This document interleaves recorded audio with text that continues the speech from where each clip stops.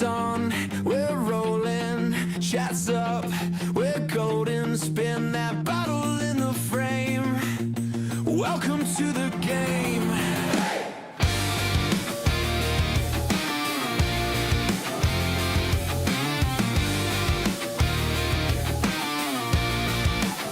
Carlos at the bar cam, line of amber, all stars, little heat in every glass. Big talk, whiskey radar. This is the whiskey corner. Raise that pour up high. Bourbon talk, bigger laughs. Let the good times fly. Breaking news in every sip. Friends are walking through the door. You'll live with Carlos at the whiskey corner. Come on in, let's pour.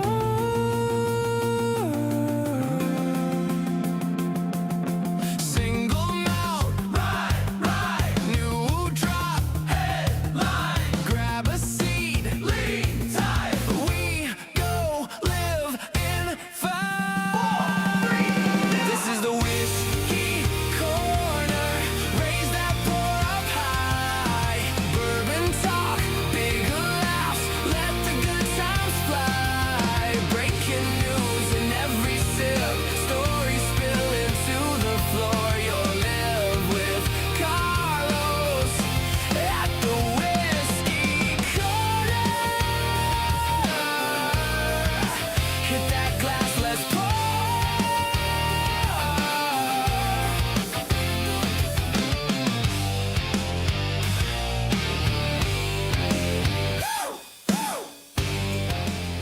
Yeah. Pull up a chair, y'all. This Carlos.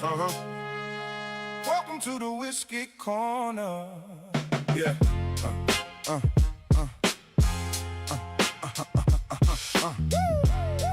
Yeah. Yeah. Click, clack, cap, twist, long week done. Emails, deadlines, all that we spun. Now it's me, you, glass, truth, one-on-one. Let the liquid do the talking while we have some fun. News of the week was dropping in the game. Small batch heat, big brands chasing fame. Label on the bottle, but we read past the name. Terroir, mash bill, I'm digging in the grain. We talk proof, price, hype, what's worth the chase? What's shelf candy, what's real, no fake face. You got questions, cool, we pour, we pace. Fridays feel better with a little bit of taste. Yeah, welcome to the whiskey corner. Take a seat, let the stress slide over. Raise that glass a little closer. Cheers. We chill, we build, we roam. From the Rick House straight to your home. Welcome to the whiskey corner. Friday night, watch the work week smolder. Slow sip, let the burn turn colder. We talk that barrel blending lore. While you kick back, pour one more. New drop alert, what's hitting this round? Single cash sleeper or a hype train sound. Vintage stock tucked in the quiet town. Or a blend so smooth you gotta write that down. We compare age statements, taste that truth. Oak spice, fruit notes, wild but smooth. From the old guard kings to the young upstarts, we chart every bottle like a street map chart. Chat box buzzing, I'm reading y'all live. We share pics, I nod, that's a whiskey tribe. Different backgrounds, but the same high five. Same clink, same wink, same Friday vibe. Hey, welcome to the whiskey corner. Take a seat and let the stress slide over. Raise that glass a little closer. Yeah. We chill, we build, we roam. From the Rick House straight to your home. Welcome to the whiskey corner. Friday night, watch the work week smolder. Slow sip, let the burn turn colder. We talk that barrel blending lore. While you kick back, pour one more.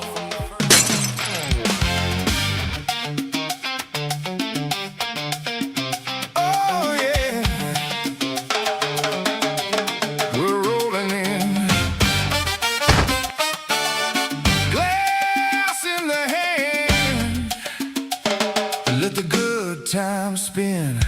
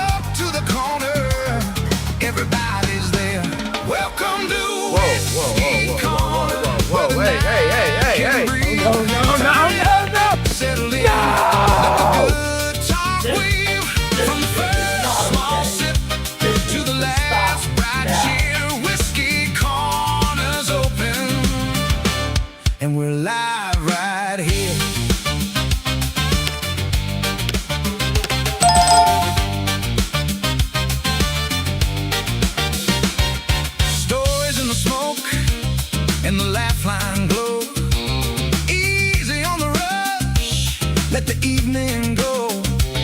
A steady little groove with the swing that leans. Half old school grit and a little sweet sheen. Welcome to Whiskey Corner, where the night can breathe. Turn it up, settle.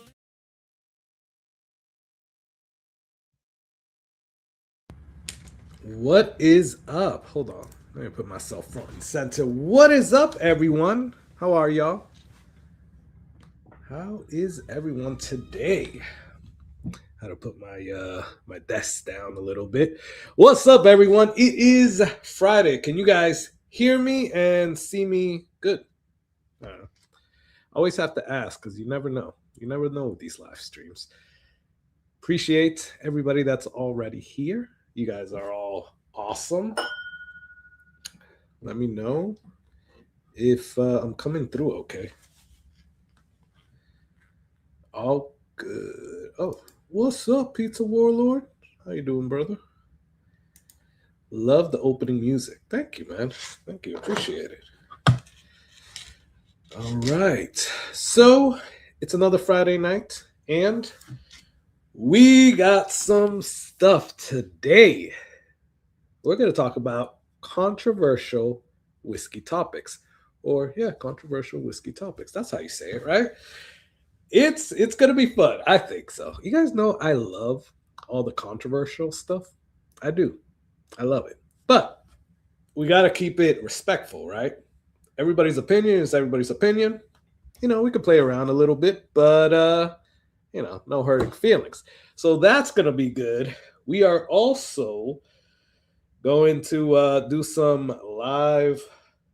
We're going to pop some bottles. There is one bottle that's already popped, but I haven't had it yet. And we're going to do live reviews. And anything that we drink tonight is going to be put in for a sample on the giveaways. So we'll do 2 giveaways. Yeah, we'll do 2 giveaways. Yeah, 2 giveaways. So actually, let me rephrase that. Anything that I pop and do a review of is going to be in for that giveaway. So we'll go with that. And you know what? We're not going to, it's going to be a free giveaway. So there you go. You know what? I'm also going to do a paid giveaway, but not for the samples. I'll be giving away a bottle. Let's do a bottle. Let's do a bottle, y'all. It does have to be tiered, though, right? It has to pass a certain amount of threshold before I can give it away. So that's the only way that I can give it away, you know? You know what I'm saying? So let's do that. Before we get into all of that, I need to pour myself something because I always say there that I'm going to pour myself something, and I never do because I'm always running around and making sure the kids are good and my wife is good. Actually, my wife's traveling right now, so making sure that my kids are good. So I never get to get myself a drink because I always come back right before the intro shuts off. Somebody asked me one time, they were like, why are your intros so long? Well, because when I hit live, I'm still doing some last minute things. Plus, today I went live a little bit later, but usually I've been starting the lives like 5 minutes before 9. And it's supposed to be that way because the intro is like, I think like 6 minutes, but that includes like the pre thing, then it includes the little countdown. So it should be so that when the countdown comes on and it actually gets to 0, that's when the actual show starts, which is at 9, right? Today it was a little late, so sorry about that. Again, my wife is traveling, so I got to make sure my kids were good. We're going to drink a sample here. What do we have here? I have an Old Carter Barrel Strength Kentucky 4. I don't know who sent me this. I think it was Calvin. Could have been Calvin. It could have been Randall. I think it was Calvin. So, thank you. Appreciate it. And we're going to do a cheers. So, cheers to a Friday night. Hope y'all had a great week, and hope everything went good for you, and hope you have a good weekend. So cheers, y'all. And if you have anything that you're cheersing with, would love you to join me on that. That would be awesome. And equally, put it in the chat. What are you guys drinking right now? Let me know. Damn, this is good. Old Carter, barrel strength, KY-4, so Kentucky batch 4, 124 proof. That's freaking good. I had to do a double take. I was like, hold up. That's really good. Cheers, y'all. Let me know, do you guys like Old Carter? I know there's some people that are like hit or miss on Old Carter. They don't necessarily like it all the time. They don't not like it. Not like it all the time. So, I don't know. I have tasted one or two that I wasn't really fond of. But for the most part, most Old Carters that I've tasted are pretty good. And I have one right here that's a Tennessee batch, and that's actually really good. So, yeah, I like that. I saw Jeff Castle here earlier. Cheers, brother. Thanks for coming in and being early. Damn, show me the proof. I missed you. I said cheers to everybody earlier in the chat, and I don't think I said cheers to you. That's so weird. Why didn't that? Stupid YouTube that has like the top chat and versus live chat thing. So I guess I had it in top chat, so I didn't see you on the YouTube end. I like responding on YouTube because then I can use the little icons and stuff like that, the little cheers icon. So yeah, sorry about that, brother, but thanks for being here. Appreciate you. Pizza Warlord, what is up, brother? Thanks for being here. Roger Randall, Mr. Roger Randall, thank you so much, brother. Appreciate you. Who else will see you? James the man. What's up, James? Thanks for being here. Jeremy Dirks, my boy, what's up, man? How you been? Marty, we got like freaking whiskey legend here. Marty, what's up, brother? Thanks for being on, man. Princess of Proof, thank you for being on here. And you are drinking Old Dominic Castro. You know, I haven't tasted that one yet. Have I tasted that one? I don't think so. Have I tasted an Old Dominic Castro? Is the 8 considered a cast strength? I don't know. But I heard really good things. And I actually like the Old Dominics that I've tasted. Jay-Z, what's up, Jay Zadsky? Thanks for being here. Appreciate you, brother. Let me see. Starting off with a Remus Repeal 7. Okay, Jeff, that's nice. Jay-Z is saying cheers. Got 1910 in the Glen. All right, Jay-Z.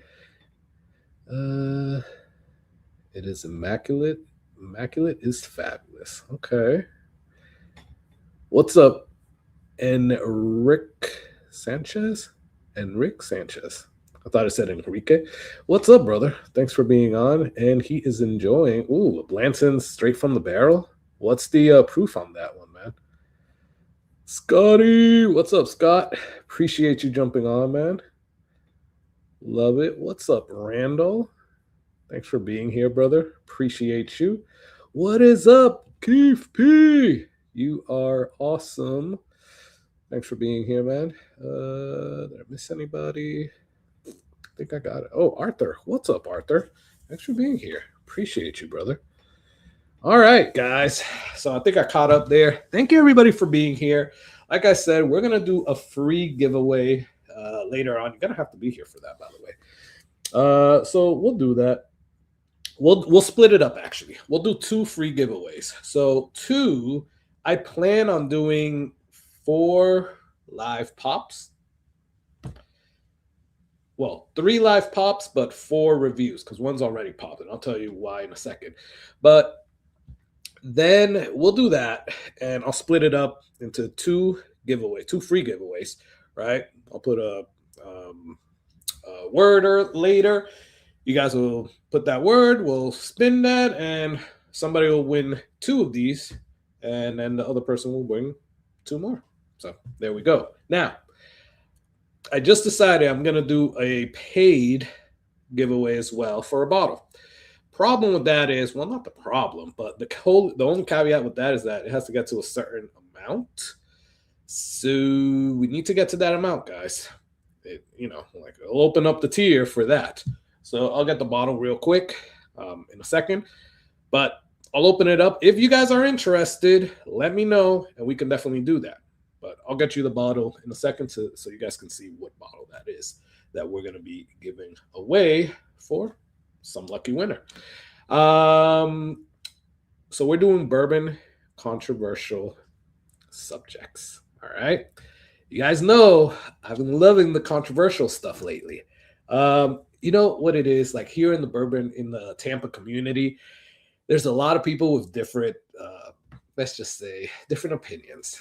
And obviously online, there's a bunch of people with different opinions. Everywhere, there's a lot of people with different opinions. And I welcome that. I hate it when people are just like, and I hate to say it like this, like sheep. They're just like, I'll follow you because that's what you're saying. And everybody follows without freaking thinking about it. Come on, y'all. Like everybody cannot agree on the same thing all the time. So let's talk about some of the stuff. Now, there are topics for days that we could talk about, right? I could freaking probably go a whole day, like 24 hours straight, talking about controversial whiskey subjects. But I have 5 for y'all today. Okay. So we're going to talk about that. I could have kept going because, like I said, there's stuff for days, but, we're trying to make this in a time limit. All right. And I want to also see if I could maybe get one from you guys in the chat. So I have 5 for y'all. If you guys have one, I'll pick the one that I think is the best, or we'll vote on it. We'll vote on a few of them, and we could talk about that as well. So this is supposed to be a discussion. So I'm going to tell you my thoughts. I want you guys to tell me your thoughts, right? Wrong or right? Nobody is wrong. Nobody is right. This is all opinion based. Now, we can have a healthy discussion here. Let's just keep it respectful. All right. Which I think we all are. But, if we were all in a bar drinking some whiskey, maybe it wouldn't be the respectful. I don't know. But here, I know we could all keep it respectful. All right. Let me finish this. But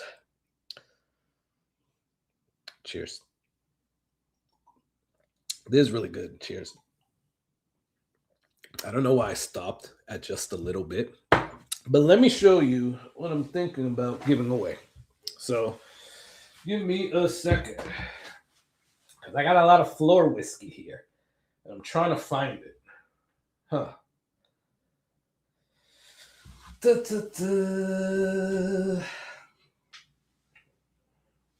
Sorry, y'all. I just literally thought about this on the spot. Maybe it's in the closet. Give me 1 second.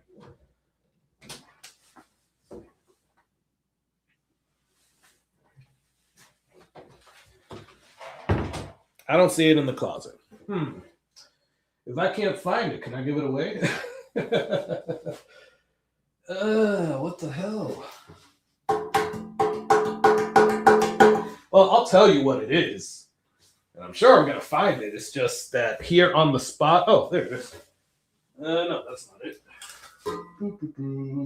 If I could show you guys the amount of floor whiskey that I have here.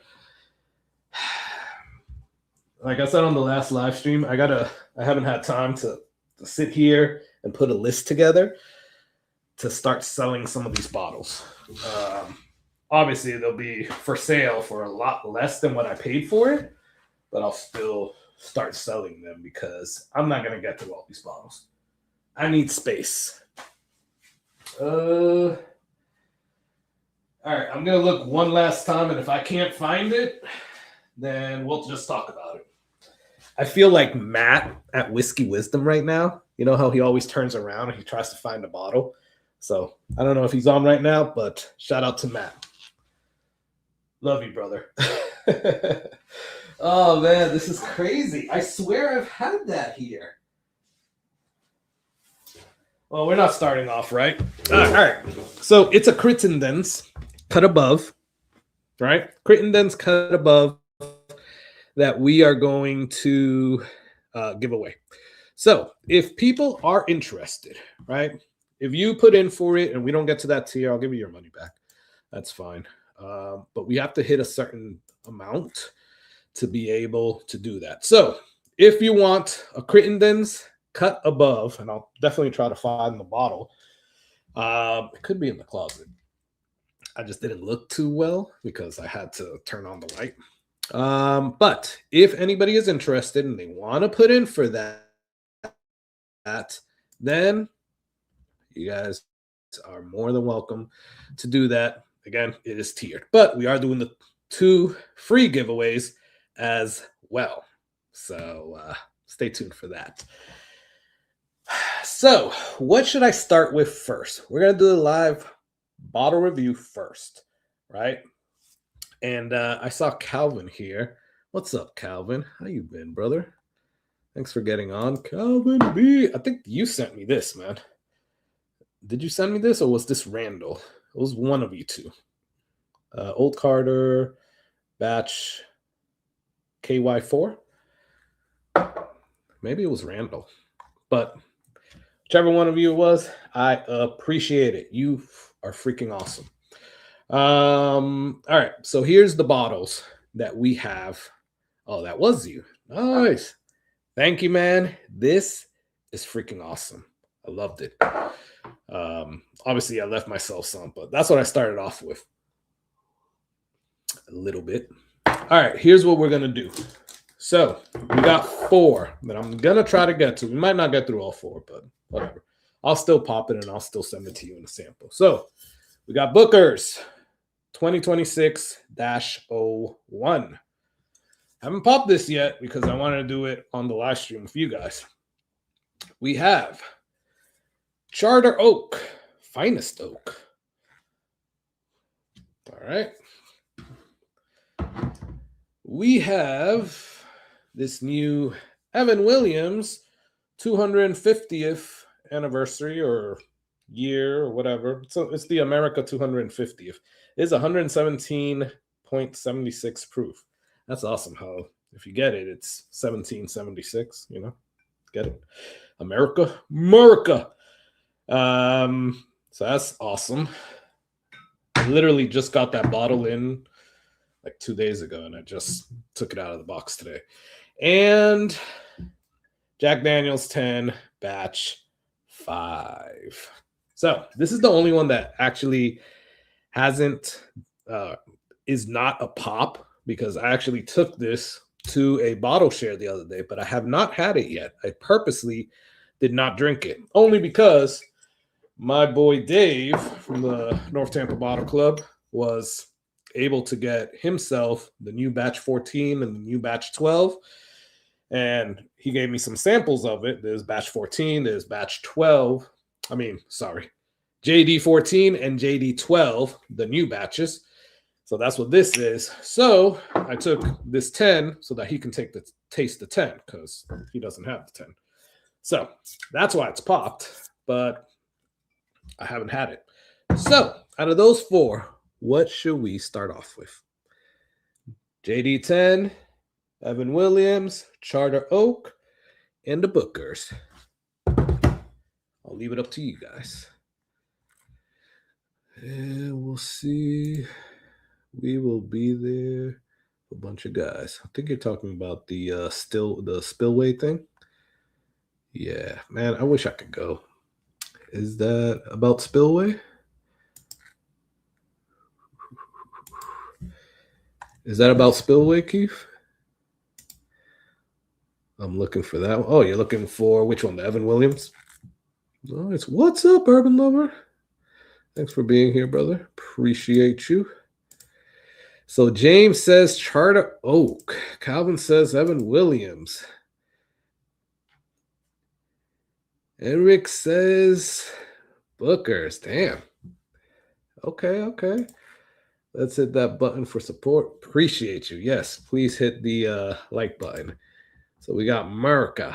Oh, but you already voted, Calvin.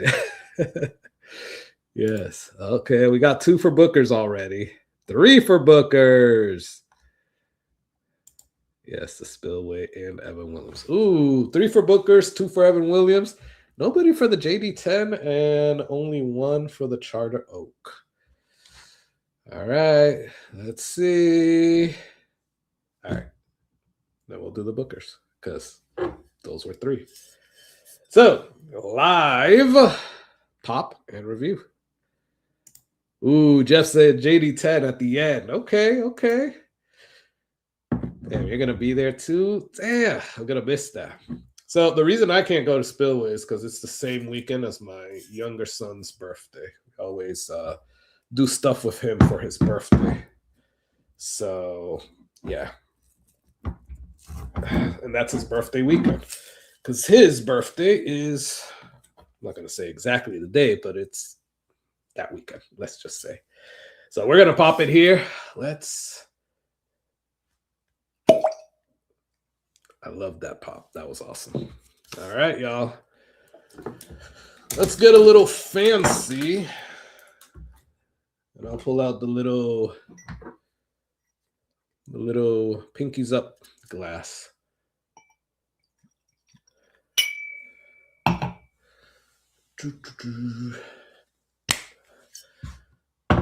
So, if you don't know, I was about to put it up. I was about to put it down. This one is 129.1 proof. So it's like the highest proof one that I've seen in the last couple of batches. I think all the other ones before this one were like 125s, 126. I think one was 127, but this is the highest proof one. So looks promising. And then we got 7 years, 2 months, and 15 days. It is called the Big Easy Batch. So when I see that, and I don't have the card here in front of me. Where's the box? When I see that, I automatically think about Keith P. because I think of New Orleans. So let's see if I'm right, because I haven't even looked at the card yet. So let's see. So this batch pays homage to the place Booker came back to all his life. The guy from Kentucky, Dad sure found himself the Big Easy Plenty. All right. Billy Robbie Dre's. This is the first time I read this, by the way. So trying to give you guys cliff notes. Okay, so it is about New Orleans, right? So the place seemed to love him back too. During one visit, they even changed the name of Bourbon Street to Jim Beam Bourbon Street for a day. That's freaking awesome. But it was the flavors of New Orleans that really held a special place in Dad's heart. He couldn't get enough of its food. Fresh oysters here, a bowl of jambalaya there, but you wouldn't find his favorite dish on the menus at fancy restaurants. No, it was the lucky dog street cart that caught his eye and stole his heart. We were watching Bourbon Street's famous barrel races from the balcony of the French Quarter Hotel. So, I mean, it's very long. I'm not going to read this all, but that is cool. You know, it reminded me of New Orleans. It smells pretty good, actually. That'll be a Spillway. I'm looking for that Booker's too. Well, Keith, let me know, man. Because here, I believe that batch is still sitting here. We have a bunch of stores here that have like a crap load of batches. I think there's stores like at Costco, I believe, that you can get all the way back to like batch 2 of last year. And I think they have the new batch. Total Wine had it for like a week or 2 on the shelf. I don't know if they still have it. So yeah, hit me up. We couldn't see about getting you one. cinnamon, some toffee. I'm digging the nose. Hey, what's up, Thomas? Appreciate you, brother. Thanks for being here. I think I saw somebody else earlier. Mark, what's up?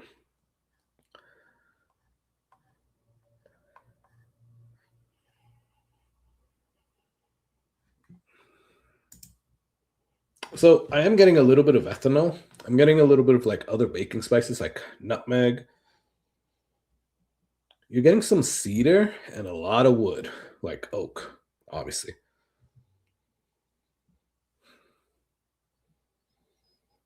Like it is a little proofy. It could have been that I just popped it, but it is a little proofy because I can definitely feel the ethanol in my nostrils. I love the color too. Doesn't do it justice on the camera, but it's a little bit darker. Let's go in for it. Cheers, y'all.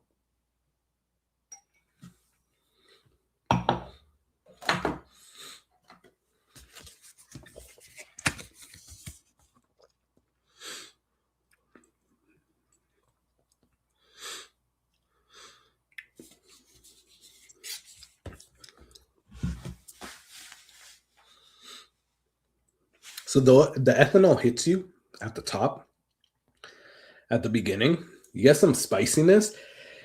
There's a little bit of a weird watered down type of thing in the mid palate. And then once it hits the back palate, you get all the other flavors. It's a little weird in the mid palate. Like it's almost like watered down, which is weird for 129 proof. But then you're definitely getting the oak. You're definitely getting like maybe like a charred oak is what you're getting. You're getting the vanilla, you're getting the cherries, getting a little bit of like a peppery spice as well. Cheers.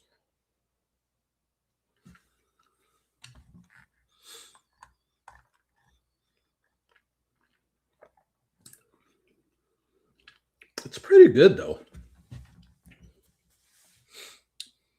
Is it as good as what I thought 2025-01 was? I don't know. If I remember correctly, 2025-01 was my favorite last year.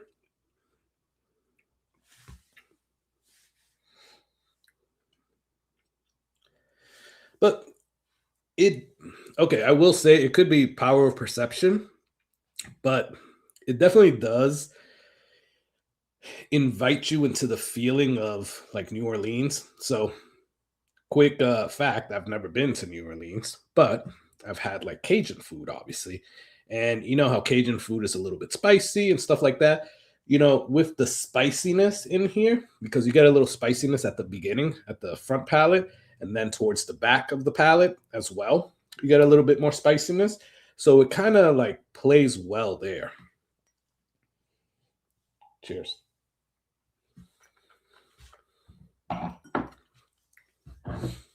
Let me pour myself a little bit more. I like that one. Only a little more because we got to get through a few of them. My son has a baseball game tomorrow morning at 9. So, yeah. So, I am a coach for my son's baseball game. He's playing a rec league. So, I'm an assistant coach. So, yeah, that's going to be fun. Whenever I do these live streams, it's always fun when he has a game the next day. Yeah, it's not fun, but yeah. All right. Now, while I'm drinking this, let's get into our first topic. All right. And if you don't know, we are doing topics. Which one is it? There we go. We are doing topics, controversial topics. All right. So, first topic. Blanton's sucks. Now, remember, these are supposed to be controversial, y'all. You guys probably know where I stand on this, but give me your thoughts, because in the whiskey community, one, we always say that Blanton's is always overhyped. Two, you're a tater if you like it. You're a tater if you chase it. You're a tater if you have a lot of them. I don't know. I guess I'm a tater. But let me know what you guys think, and I will tell you my thoughts. And I would like to hear all of your thoughts, right? So I think as a new, I'm not going to tell you my thoughts yet, but to put something in preface, right? I think as a new bourbon drinker, I guess, or enthusiast, I think that's the one bottle that mostly everybody chases at the beginning, right? Could be wrong. Like, at least, it could be that it's not the only bottle you chase, but it's one that you always hear about to go and chase, right? So when you're saying something like this, Blanton sucks, that's a really bold statement, right? So, and that could mean so many things, right? What happened here? The camera feed is blurry for me, but graphics and audio are perfect. Anyone else? Yeah, let me know if you guys, is the camera blurry for everybody? Let me know, y'all. Hey, what's up, Tracy? Thank you for being here. Appreciate you. Love the name, by the way. Tracy Silly Yorkie. Blurry for me also. That is weird.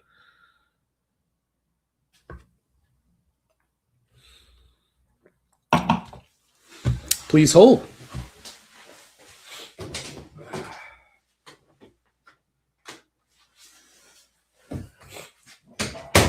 So I'm using the camera on the computer because last time I used this, it looked better on the computer. So I don't know. We shall see. But either way, we're talking about Blanton's. Does it actually suck?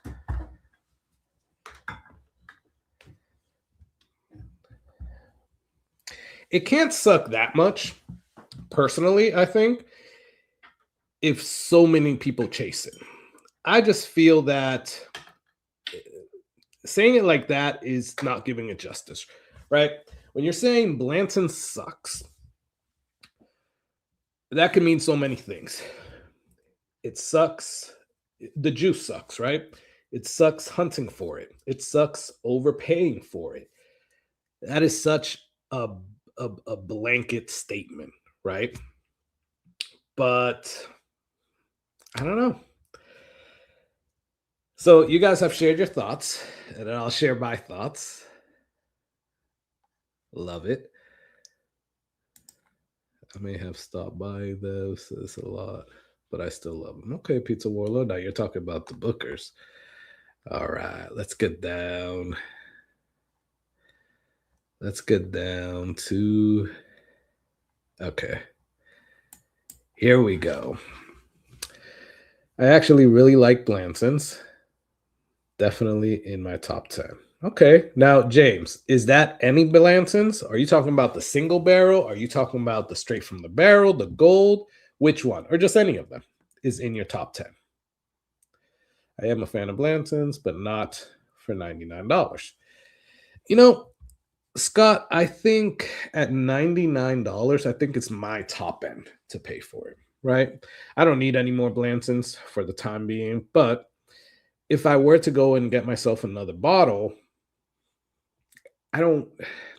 not that I would like to pay $99, but yeah, I don't think that's a horrible price because I think MSRP is like 80 or 86 bucks anyways.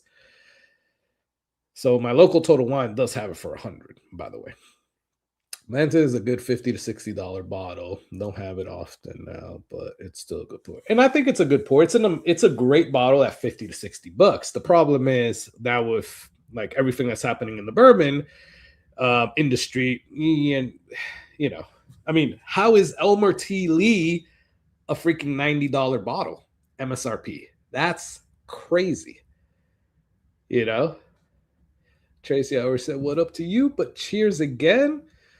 All right. Yeah, I'm gonna plug in the other camera. I just need to get to the back. But let's go through this first. Blanton's is a solid, and the bottle makes it gray on the gate.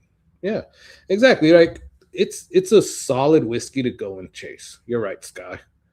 Sky Kids. Looks good to me. Okay. Huh, that's weird. So the video feed's not blurry for you. Okay. Blurry for me also, says Scott. Yes, mentioned it at start. Huh. All right, so I guess I'll switch over the camera. It's crazy because StreamYard is supposedly like 1080p or whatever, full HD, whatever the heck. It's great as a first pour. Nah, Blanton's doesn't suck, but it's suffering from being so popular. Yep, you are correct, Calvin. I agree. I actually like the variation in the bottles. Okay. Yeah, I do too. Just the regular. Okay. Do you like the other one? Like, so the regular one is in your top 10, James. Okay, nice. I came in at just the right time. That just sucks so bad. Oh, love it. Off topic. Love it, man. By the way, go and check out all the channels that are here today. Little Old Fashioned, Off Topic. Marty Whiskey Nose was here earlier. Artfully Bourbon, it was here. Appreciate you all. Thank you so much for being here.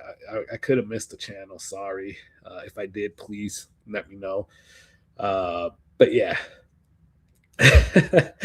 So what sucks about it? Off topic. Let me know. Is it the juice? Is it the price? Is it the hype? What is it?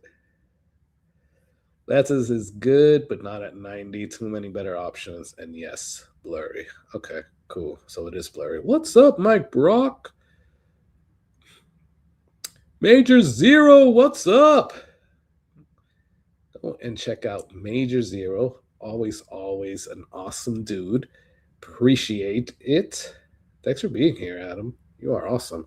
Now, I don't even think it's good. So for me, like if I were to change this slide, I would put it at Elmer T. Lee sucks.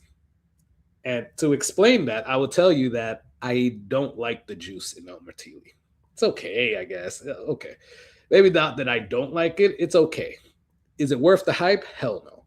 Is it worth even $40? I don't know, man. I wouldn't see paying more than 30 for it, quite honestly. And it's crazy that it's gone up to 90, right? So that's my little trigger. Blanton's isn't a trigger for me, but Elmer T. Lee is. But thank you for bringing that one up.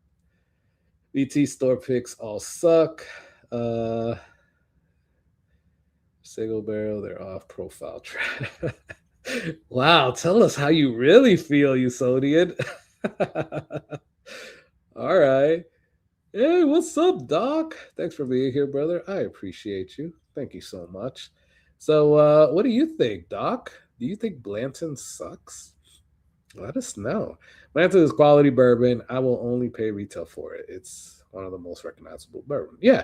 And, it's so recognizable that I have a friend that he has a bottle of Blanton's. This was a friend back in South Florida, I believe. Yeah, I don't think he moved. I think he's still in South Florida.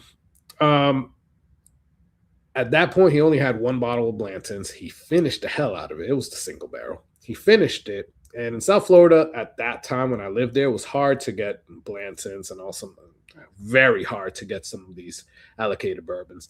But when I used to go over, he always had his Blanton's full. And I'm like, did you get another one? He's like, no, man, I just fill it up with something else. I love the bottle. It's a decanter for me. But when new people go over his house, he tells them it's Blanton's, and they believe him, and they're like, "Wow, this is great!" No matter what he puts in there. So, yes, it's one of the most recognized bourbons. They know it because of the name Blanton's, and obviously the little bottle. It's blurry for me, but it may be the amount of whiskey I've had. That's awesome. Yeah, the SRP is now 90, not for me, but has a place in my heart because it got me into the bourbon. Okay. So Blanton's was one, it didn't get me into bourbon, but it's one that I always wanted, right? I always wanted to taste Blanton's. And the only way that I could do it at that point was actually buy a bottle. So I did buy a bottle. And I don't think I overpaid for it. Well, maybe I did at that point. I think I paid like 75 for it when maybe it was like 50 or 60. I don't remember that time. But I think I maybe paid a few bucks over, or maybe like 10 or 12 bucks over. But I didn't like pay secondary, right? The one that was always like, the one that really, really got me into like all these allocated bourbons was Stag Jr. That has a special place in my heart. Haven't had any others yet. Need to crack the gold. Okay. Well, we gotta talk, James. We gotta talk. Said you so over. Why the 2-hour intro, man? Because you gotta set some stuff up, But if you cut down the what you're saying is 2 hours to if you cut it down an hour and 55 or 54 minutes, then you got the real time. But thank you. No, really, it's supposed to be way before 9 o'clock. Does the countdown and does all of that, and then it goes into the 1 and 30-second intro, which is the real intro at 9 a.m. I mean at 9 p.m. But I started late today. Had to get the kids okay. Golden SFTB is straight from the barrel. Elmer is great with Sprite. Yes, it is. It is great with Sprite. You know it, Adam. It's all of the above. It's at best. Okay. Wow. So you guys are. It's so weird. Oh, so the video is perfect now. So maybe it's my bandwidth. I am connected though. I'm not on Wi-Fi. Maybe it's StreamYard. I don't know. Darth Raider. Love the name. Lanson's my first straight pour. I'll love it for the rest of my days. Hey, I can't argue with that. I cannot argue with that. I did a blind with a bunch of Blantons. I was surprised with my winner. What was your winner, Doc? Let us know. I bet everyone remembers buying their first Blantons. Yeah, I think they all do. All right. So that was the first topic. So is the video okay now? And you guys, is the video good? Because it could be StreamYard. I was about to hook in the webcam, but last time I had that webcam on, it looked worse than the webcam from my MacBook. Cheers. This is the little last bit of this Booker's, the Big Easy Batch. I like it, y'all. Cheers. I like it, but I have to put it up against 2025-01, which was my favorite one from last year. This is really good, though. And it was better now that I left it. Obviously, I did the pop and the neck pour, but it is better right now that I left it sitting for a little while. Right? So, my take on Blanton. I like Blantons. If you guys can see here, I got a few of them.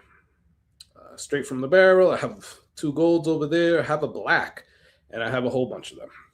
If you guys see here, I got some Blantons. So, I personally like Blantons. I love the bottle. I like the juice, quite honestly. I think if Blanton's was something that was always on the shelf, I would always buy it and keep it in my bar, right? And that's part of the reason why I have so many. I was trying to do the little 8-letter thing. That's why I have so many, by the way. But I personally like it. Now, there's a limit, though. There's a limit to the price. And now before, I think some of you guys said $90 or something like that. My limit before was like 85 to 90 bucks, right? I didn't think you should go up there. But now, because the MSRP went up, I could see $100, right? If you really, really want a Blanton's. But I don't know. It's still, like somebody said earlier, it still kind of has a special place in my heart, right? Because, just like everybody else, you remember the first Blantons that you ever bought and how you were able to buy it, and whether you overpaid for it or you paid MSRP. It's just the excitement of bringing that little horsey bottle home, quite honestly. So, yeah. And that's how I feel about it. So, do I think Blanton sucks? No. Does it suck when you are paying over $100? Please do not pay $180. Please do not pay $150. Please do not pay $130 or $125. $125. I guess if you really have to, but no. I think you could find it at $100 or less. Quite honestly.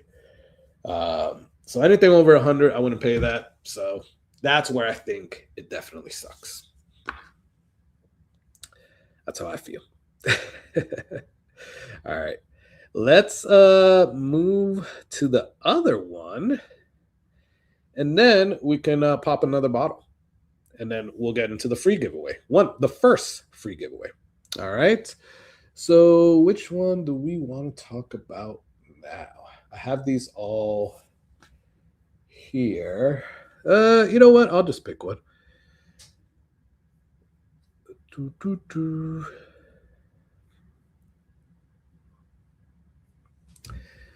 All right, y'all. We were just talking about Blantons, right? We were just talking about Blantons and not passing $100. Some people said it should be less than $100. But is any whiskey worth over $100? It's a comment that I constantly get in my videos.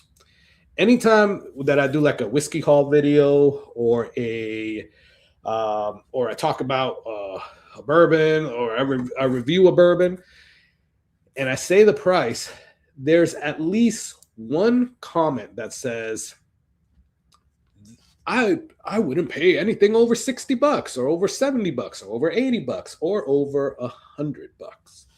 So the question is any whiskey really worth over $100?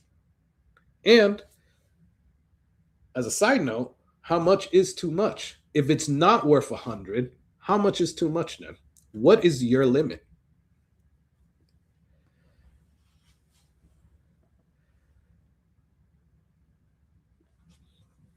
So this is I'm so curious about this one. So while you guys are doing that, also let me know, what should I get into next? Should it be the Evan Williams because that got 2 votes? Actually, no, I think Charter Oak also got 2 or 3 votes, so it could be that one. So which one next? Hold on. JD10, Evan Williams 250th, or Charter Oak? Which should be the next live review? Let me know. I'll tell you one thing. There's 2 of these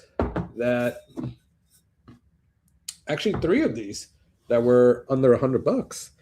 And that Booker's was only over, I think the Booker's cost me like $105. So, yeah. So most of these are at $100 or under.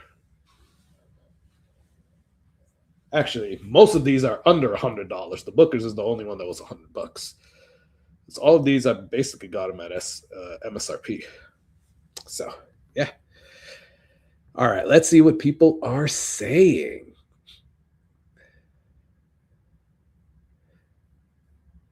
All right. I only have 2 bottles of Blantons for guests. Only 1 in the Glen tonight. Okay, cool, Randall. Nice. What's up, bourbon nerd? Go and check out Life from the Patio. Also, if I didn't say it, go check out Major Zero and go and check out Doc over there at Old Fashioned Ways Plus Plus. Sorry if I didn't mention that earlier, along with the channels that I mentioned earlier than that. Artfully Bourbon, Little Old Fashioned, Off Topic Whiskey. Who else did I say? I might be missing somebody. Sorry if I missed you. Oh, Marty, Whiskey Knows. Oh no, answer is yes, $100, but it has to be old and good. Okay, so what's old? Like, what's your limit on old? Is it a dusty like 80s or 90s we're talking about, or is an older one like a couple of years ago? I love that, Calvin. I have maybe 5 or 6 I'm willing to go over 100 on. Okay. That's an honest answer. I like that, James. So I'd like to know at least 1 or 2 of those 5 or 6 that you would be willing to go over. I would like to know. And were they already originally over $100, or were they under $100? It's worth what someone is willing to pay for it. You know what, Tracy? You freaking hit that on the nail. It's true. The value of bourbon is worth what somebody needs to pay for it. I put out a video earlier today, that I said, please do not overpay for some bourbons. And Russell's 15 was on there. Now, there are people that would pay $750 on secondary for Russell's 15. I would never do that, but I guess it's worth it to them. I don't think it's good to do, but it is worth it to them. So, okay.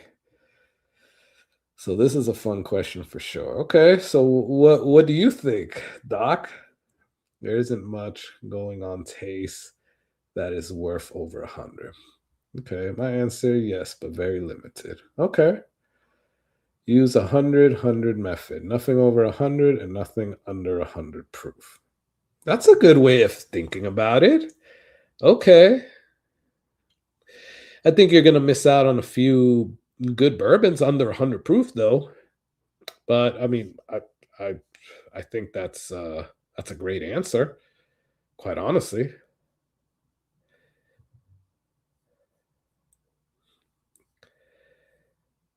All right, while you guys are doing that, I prescribe to the $10 per year rule unless it is finished. Okay. So if it's a 10-year, if it's over, so let's say if it's 12 years old, you would be okay with paying $120, Randall. Ooh, so Sean said JD10. Tracy said Charter Oak. Evan Williams, I have not seen that one. Yeah, they just dropped this one. I think it was like last week or the week before. For flavor and taste, nothing honestly is really worth that much, because if you blind expensive bottles with moderately expensive bottles, most people won't know which is which. I think you're right to a certain point, right? I think you're right to a certain point. I think there are some bottles where you can kind of taste that they're older, and automatically in your mind you're going to say, this seems like an older whiskey to me, so I might pay over $100. But you're right.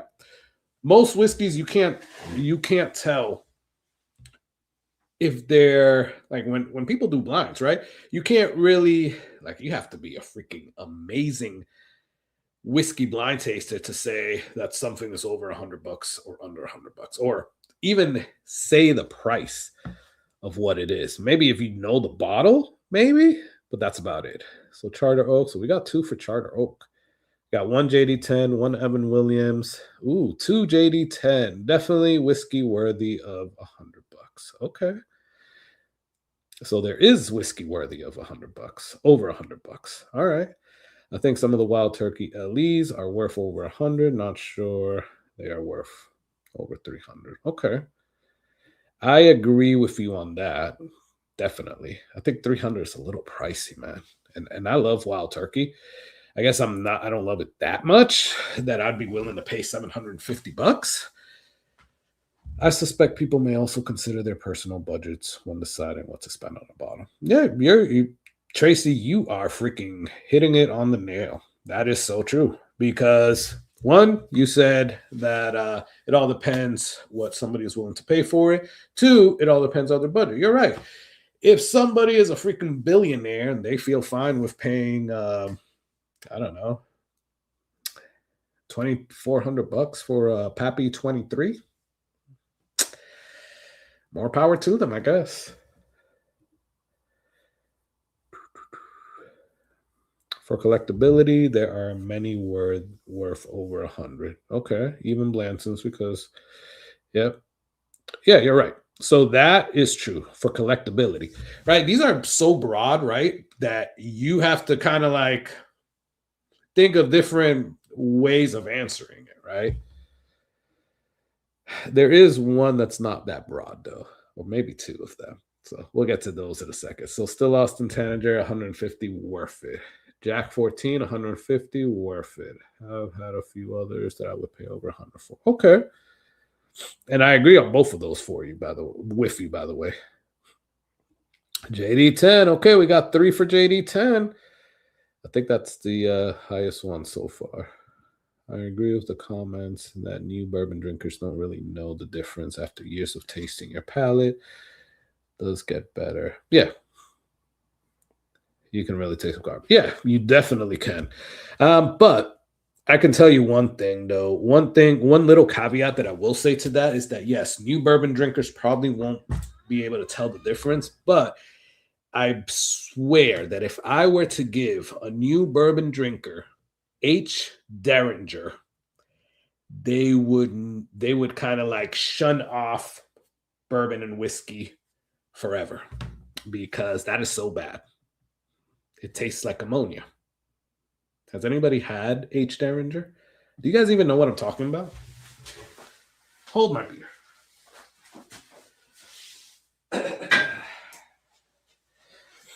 And it's not the whole box, right? The whole box comes with the little topper that has the little gun on it and all of that. But yeah, this straight up ammonia. That's what it tastes like and smells like. If I were to give that to a new bourbon drinker, I think they would probably go to another type of alcohol. Right? But yes, normally, as you get your palate more experienced, yes, I agree. You can really taste some of the garbage that's out there. That is not H. Derringer, right? It's masked very well, but it's not worth $100. Your budget is a factor. All right. Already over, and top 3 are Little Book Infinite 2. That is a freaking great one. I love that one. Michter's 10 Rye. Okay, yeah. I think the Michter's, the rye, I'm not really such a big fan of, obviously, because I'm not such a rye guy, but the Michter's 10 Bourbon, yeah, that's a great one, quite honestly. And the VOSN Immaculata. Okay. I haven't tasted that one. That's the Old Saint Nick, right?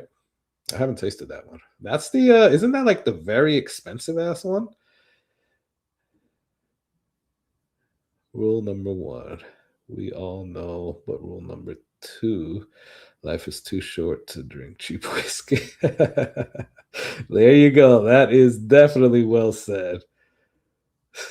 Anything over 100, I want to taste it first or see reviews. Okay, so that actually opens something up, right? I have way too many that are over 100, but the margins are better. Worth are there? Classic, diminishing returns category, but there are several. Okay, and that is actually getting to. I'll look at 2 more. Now, KOK are not worth the price. Oh yeah, I agree with that. I'm not a big fan of King of Kentucky. I'm not. If it's over 150, it will have to be special, but I will pay up to those every time I see the bottles. Okay, and that's what I wanted to get to, right? So here's my take on it. And I think we're going to do the JD10. I think that's what scored the highest.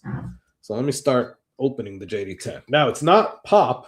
this time because I brought it to a bottle share where my friend gave me a sample of JD14, the new batch, JD12, the new batch, and this is the new batch of JD10. He didn't have it, so I took it over there. He popped it, he tasted it, but I have not tasted this, so that is an amazing pop. So, where do I want to put this? Let's put it in this one. So that's where I wanted to get to, right? Exactly what you guys are saying. Right. So I think I agree with a whole bunch of y'all, by the way. I think there's definitely whiskeys over $100 that are worth over $100, quite honestly. I definitely agree with Tracy, and she's saying it's all about what you're willing to pay for it, and it all depends on your budget. You're right. It's true. Because for example, what is my favorite whiskey right now? Oh, okay. The Evan Williams Derby right here. You guys see the one with the little pink?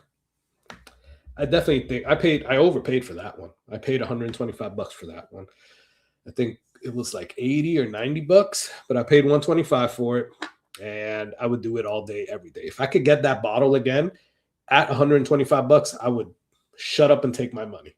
I liked it that much. Yeah, I think it was worth it, and I think it still is worth it. I love that bottle, and I'm babying it, if you guys can see. So I love that bottle. It's in my budget. It's in my price range. I can spend $125 on that. Now, flip it to the other side. I just talked about Wild Turkey. No, Russell's 15. I love Russell's 15. I really do. It came out as one of my top ones for whatever year it came out with. Not last year, maybe the year before. And I do love it. But I think 300, even at 300, I think it was pricey. And I had the chance to buy it again at 300. I'm not a flipper, y'all. So could I have bought it at 300 and maybe at that point sold it for like 500? Maybe, yeah. I didn't want to go through the hassle. And I'm not a flipper. If I'm going to buy something, it's going to be for me to enjoy. So I had chances to buy it again at 300. Well, maybe like 325 or 350. And I passed. I was like, no, I'm not spending $300 on this again. I'm not. I enjoyed my Russell's 15, and that's it. When it's done, it's done. Same thing with the Rick House. I had the CN, I forgot which one. Was it the CNA? It was one of the Rick Houses a couple of years ago that I paid $300 for it again. No, I paid like $280, and it was still pricey. And I have not bought another Rick House. It's not, I liked it, but it's not worth the price, and it's not me worth buying another one for, right? So that's how I feel about it. So are there whiskeys, to summarize it, are there whiskeys that I think are over $100, are worth over $100? Yeah, I think there's definitely a whole bunch of them. Is everything that is over $100 worth over $100? Hell no. There's a lot of whiskey out there that now the norm is $100, and I'm like flabbergasted that they charge what they charge, right? I'm gonna pick on somebody, Garrison Brothers, right? I swear. Garrison Brothers, I don't know how they pick their pricing, right? I like some of the Garrison Brothers, but I wouldn't pay the price for it. Hold on, guys. So I wouldn't pay some of the pricing for it. I think it's way too overpriced, a lot of them. And I love the Cowboy Bourbon, and I love the Guadalupe, and I love the Lady Bird,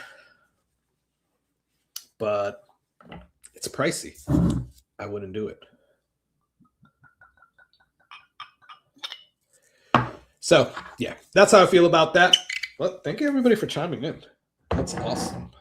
So, by the way, if you're keeping score, for the giveaway, first giveaway is going to be Booker's 2026-01 and the JD10. That's going to be the first giveaway, and we're going to do that pretty soon.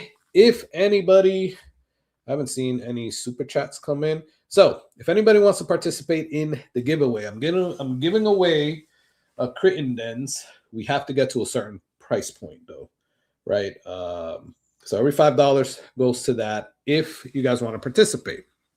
Hey, and I'll find it. I just can't find it right now. But it's a Crittendens cut above. Those are good. I have one that's opened over there, and it is pretty good. But I have a closed one that I was already planning to do on one of these lives. So if anybody is interested, $5 gets you in. If you put in the $5 or whatever you put in, and we don't pass that threshold, I'll send you the money back. However, super chats take out money actually, so I might be out money. So if you're on the fence about whether you want your money back or not, send it Venmo or PayPal, because then I can just send it back to you without me taking a hit. Okay, so cheers. This is the JD10.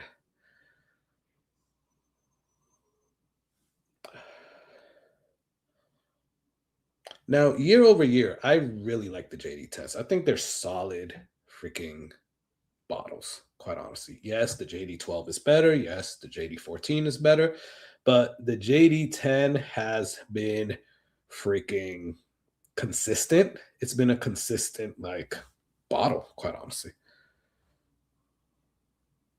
So here, I am getting a little bit of that banana. And I did say in one of, I don't know if it was in the live stream. Oh, it was on Doc's live stream when we did the team challenges, that I said that that on these bottles, on these special bottles, I don't get a lot of bananas.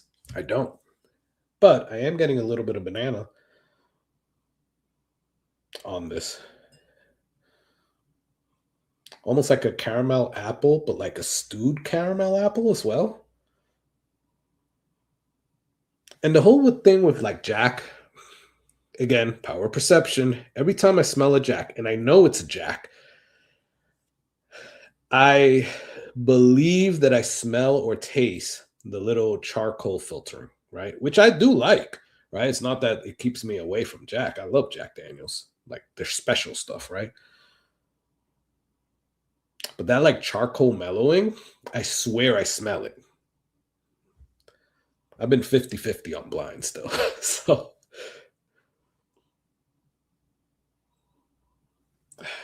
maybe a little bit of cherries there. Definitely oak. So let's go in for a taste. Cheers.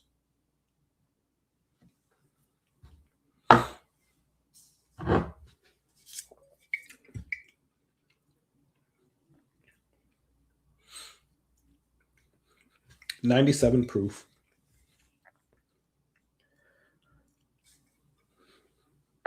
So it's a little spicy at the beginning. It's a solid JD10, quite honestly. It is a solid JD10. I have all the JD10s right now. I have like a little bit of JD10 batch 1. Like I literally have maybe an ounce left, which I'm babying the hell out of, because one day I'm going to do a JD10 batch review or blind or whatever, which I think we did last year, quite honestly, if I'm not mistaken. But either way, I have a little bit left, so we can do something like that again. And I loved all of them. I love the one, the 2, the 3, the 4, and then this 5 is turning out to be pretty good. Cheers.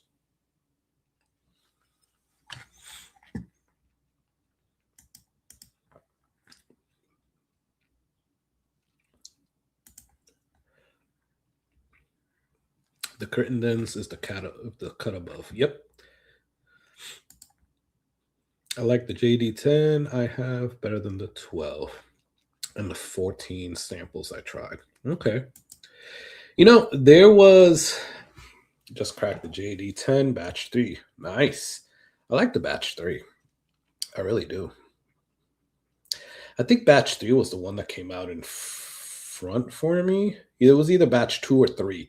Then when we did the 4 batches of JD10 last year, either 2 or 3 were the ones that I picked as my first one. I just cracked Jack 12 and gave away samples 12 and 14 from this year. Nice. That's awesome. You see, here, let me tell you how I got this bottle. My boy Dave, they were selling it at a Total Wine for I think I paid like $90. No, it was like $88 or $89. So I raced over there. I was actually working from home that day because now I have to go to the office. But I was working from home that day, and my boy, he like texts me and he's like, Jack Daniels release at your Total Wine. If I tell you that I got into my car so fast and raced down there, yeah, that's what happened. But by the time I got there, they didn't have any more 14s left, and they just sold their 12, the last 12. So I believe they had one case of 12, and they only had one Jack Daniels 14. They had like 2 or 3 cases of the Jack 10. So I was able to get this Jack 10. But when I got there, it was only like 4 left, quite honestly. So they went through a whole bunch of them. So this is solid, y'all. I really like this.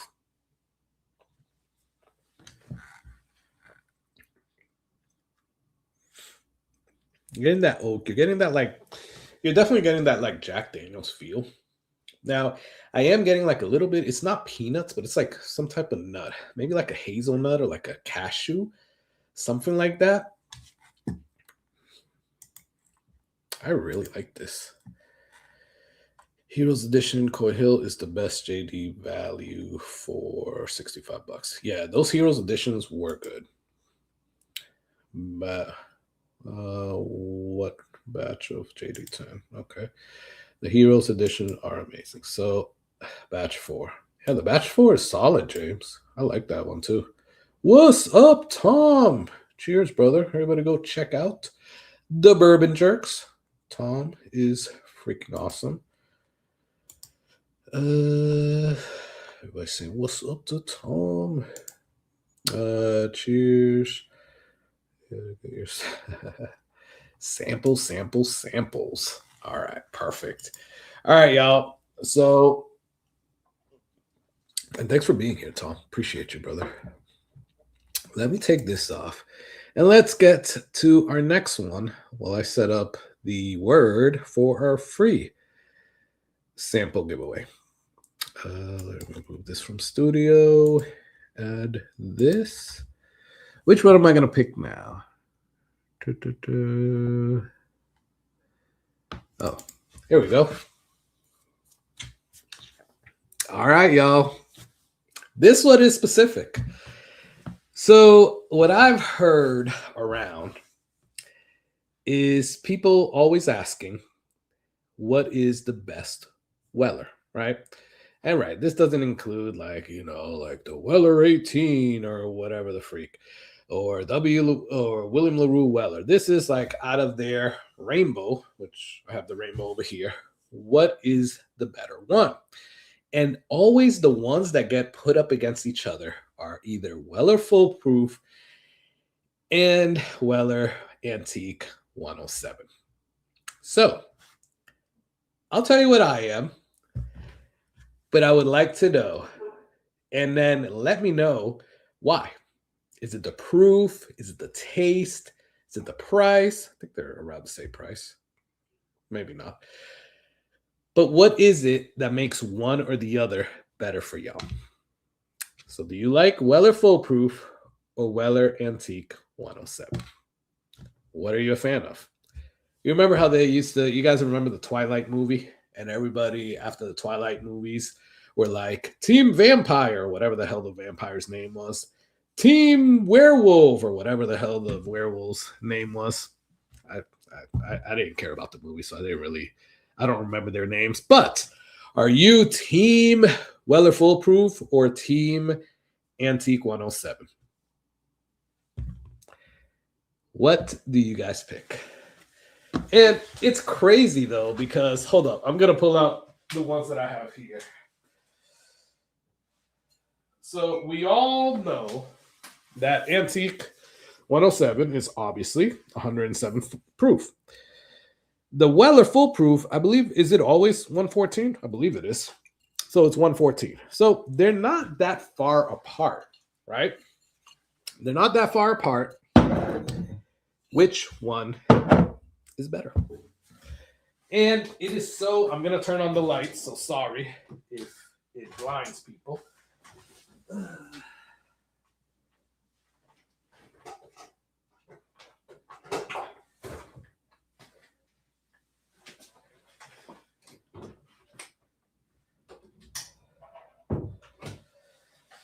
Guys, I cannot find this Crittendens for the life of me. What the freak? It's here. It's definitely here. It has like a yellow or goldish wax on it. Sorry. While you guys are talking, discussing amongst yourself, I gotta find this bottle because it's really getting on my nerves that I can't find it.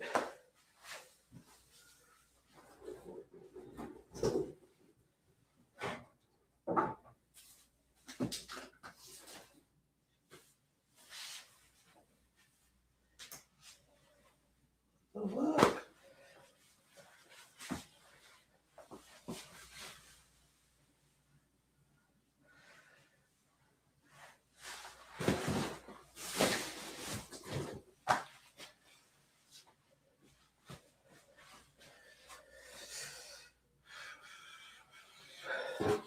It could be in one of these boxes. All right, it could be in one of these boxes over here. Because maybe I knew that I was going to give it away. So I'll get over there in a second. But what do you guys say? I would like to know what everybody is saying. We're going to do a poll right now. Like, I'm going to count, which team wins, right? All right, let's see. So Doc is a foolproof guy. Okay. So Doc, is it the taste? Is it the proof? The price? What? Haven't seen one yet. Okay. All right. So G Man is Buzano. G Man. Antique 107. Nice. James Calzo, Antique better than foolproof. Okay, so we got 2 for Antique, 1 for foolproof. Give me the foolproof. Closer than you think, though. Okay. So that's the other thing. I think they are very close. I really think they're close. Damn. I finished this JD10 a little too fast. 107 for me. Okay, so we got what? 4 107s and 3 foolproof? No, 2 foolproofs. So 4-3, 4-3. I mean, no, 4-2, now 4-3. Randall said foolproof all day. The 107's the eye, but foolproof. And if you can get a store pick, even better. Okay. Nice. Ooh, so we're caught up. 4-4. Foolproof. Don't care much for the antique. All right, Scott. Randall. Those are the 2 best Wellers for the price. Antique 107 is my favorite all around, especially if you can find the NSC. Okay, so we got 5-4. Is it 5-4 already? Yes, 5-4. Depends whether it's a pick or not. Okay, but what if one is a good pick and one is a bad pick, Calvin? Because I have heard, I haven't had a bad pick. Quite honestly, I haven't had many picks. The only pick that I've had, well, no, I've had a few picks. I just don't remember too much because it's been on a bottle ship. But I have one pick. This Weller Antique is a pick. I actually picked this up. Shout out to Matt at Whiskey Wisdom. We picked this up over there in Georgia through his connections. And that's a really good one. But I have heard people say that they've got like an ABC pick from Foolproof, of the Foolproof, and they hated it. All right, so we're at 6. Oh no, hold on. 107 is too hot for me, so I prefer. Really? So you think the 107 is hotter than the foolproof, even though the foolproof is more proof? Huh. You know what? I will have to do that blind. I don't remember what I would pick though. They are both picks though. Foolproof wins for me. Okay. So 5-5 again. I had a foolproof pick and it was fantastic. Antique is solid, but a good pick normally beats a shelfer. Okay. I agree with you. A good pick definitely normally beats a shelfer. Foolproof versus 107. Found both very good bottles and some just okay bottles. That's true. So if it's just a shelfer versus shelfer, not a pick, which one would you pick? I got a 107 pick from my buddy Bird's Eye that I have yet to crack. Oh, okay, nice. Let me know when you crack that, man. Foolproof. So I think we're tied again. So foolproof again. I like the 12 better than both. Still need to find a CYPB and single barrel. Oh, man. You know, I do not like that 12, James. More power to you, brother. I like the CYPB, though. I like the CYPB. And the single barrel is okay. I just don't think it's worth the hype that it gets. Carlos will trip over the bottles when the last trip is over. You know what? I do not understand where that. Okay, I can't understand because now I think I put it in a box over here because I knew I was going to give it away. So I think we're 6-6 right now. One single barrel flavor. Okay. Show me the proof likes the flavor. Antique by a hair. Okay, so we're 7-6 now. Taste the rainbow, blend all of them together. I'm going to do that. So I do have the full rainbow now. So I am going to do that. I'll do that as a giveaway too one time. Not today, but I'll do that as a giveaway one time. Good to know. I'll save my money. Ooh, what did Doc say? Single barrel was such a disappointment. Yeah. So it is a disappointment. I agree with you, Doc. Because it's not worth the hype at all. It's not bad. It's just not worth the hype. I'm gonna put out a short review of it sometime this week or this weekend or maybe early next week. So be on the lookout for that. I really enjoy the 107, but I have some amazing foolproof store picks. Okay. I don't know how to put that one. Well, we'll just add one to each of them. So still 7-6. Ooh, now 7-7. Irvin said foolproof. Team full. Ooh, 8-7. 9-7. Ooh, Old Fashioned's gonna send me. Doc's gonna send me a Weller blind. There you go. Love that. So, Doc, we did that last year. We had you on, I believe, when we did the Weller blind. And I picked, I believe my favorite was the CYPB and then the 107. I believe that's how it went down. What? Nobody voting Special Reserve? You know what, Randall? So Special Reserve actually came, for me, for my palate, I liked it better than the 12, which is crazy. Ooh, we're catching up. Well, not really. 10-7. Now 10-8.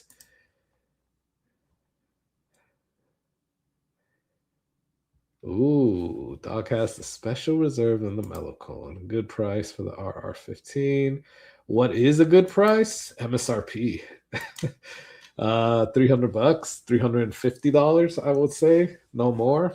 But some people will go up to 500 and some people will go up to 750 if you look at the the secondary pages.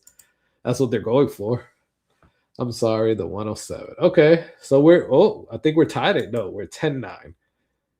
Oh, we did do that, yeah. Torup, what's up, brother? So Torup, I haven't hit you up about the Infinite because you gave me a price and it's definitely over that price. So the Infinite 2s here are 240. 240. I have not found one under 240 yet. But when I do, I'll definitely let you know, brother. Thanks for being here, man. What are the only bottles I paid secondary for $375? Paying $700. Yeah, it is crazy for the $750. I think it is. All Weller, but WL sucks. Oh well, I'm already here. Okay. Well, I don't know if that means good night, but good night, brother. Month already here. ZZZ month already here. Don't know what that means, brother. Just a heads up, if anybody didn't know, Magnus is doing store picks again. Yep, they are.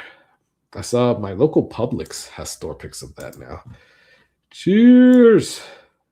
Can't find either one, so throw a Target in the dark, and that's my pick. Okay. So I think Foolproof was the one that won. So yeah, Foolproof won, guys. That is interesting because that is usually, I don't know, that's usually the debate. It was close. It was like what, 10-9 or whatever. I think I'm gonna bring it to the tie because I am team 107. I am. Now, let me be upfront. I really like the Foolproof. I really do. But and I believe we did it on that blind. The 107, I really like. I really like the 107. I think that is, other than the CYPB, which is my favorite, or at least the bottles of CYPB that I've had have been my favorites. Have I tasted any other CYPBs? No, I've tasted a bottle share. So every bottle of CYPB has been really good. Other than that, 107 takes it for me. It does. That's not saying that I don't like the Foolproof. I really do like the Foolproof. But 107, if you were to ask me, I'll take the 107 all day. Right? And you want to know the crazy thing? Right now, Foolproof at our local store here, because you can only get Weller in one store here in Florida, which is ABC Liquors. Foolproof goes for less money. Isn't that crazy? So they just dropped 107 on the shelves, right? The ABC's got a crap load of them. And before they used to do that with Special Reserve. But now 107 is going to be on the shelf or behind the counter, is what they're saying. So they had a big drop yesterday, and they're $79. So overpriced, $79. This is like $70 MSRP or whatever they sell it for. $70. So this one is still more money, which is crazy to me. How is this cheaper than this? I don't understand, but whatever.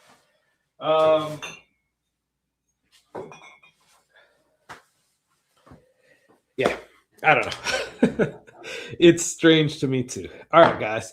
So let me do this StreamYard giveaway.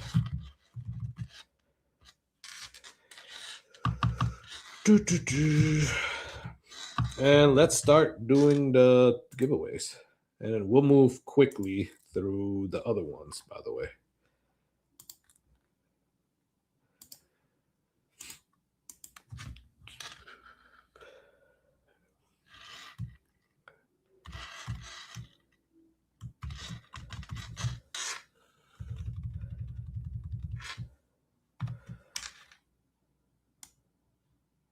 All right, guys. So I will put that here. And while we do that,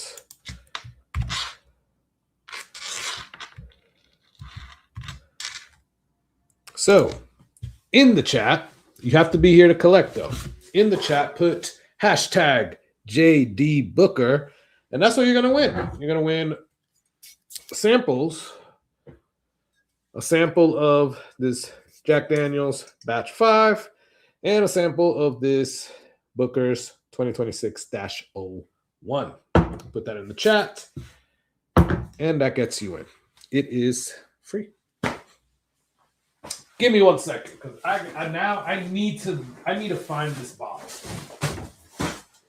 I definitely need to find this bottle, because this is like really getting on my nerves. That I don't know what this thing is. Oh man, I just put it in the worst place possible, I think. Ta-da!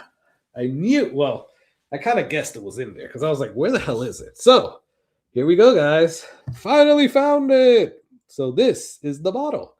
Crittenden's cut above, still has closed wax. Now this is a 4-year, 100 proof. It is a bottled and bond. Don't know too much about it. But I like Crittenden's, quite honestly.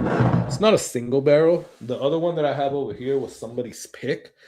And it's good. But I haven't tasted this one, obviously, because I haven't opened it. But I thought it was going to be a good bottle to give out if anybody's interested in tasting these Crittenden's cut above. Now, I think they're really good.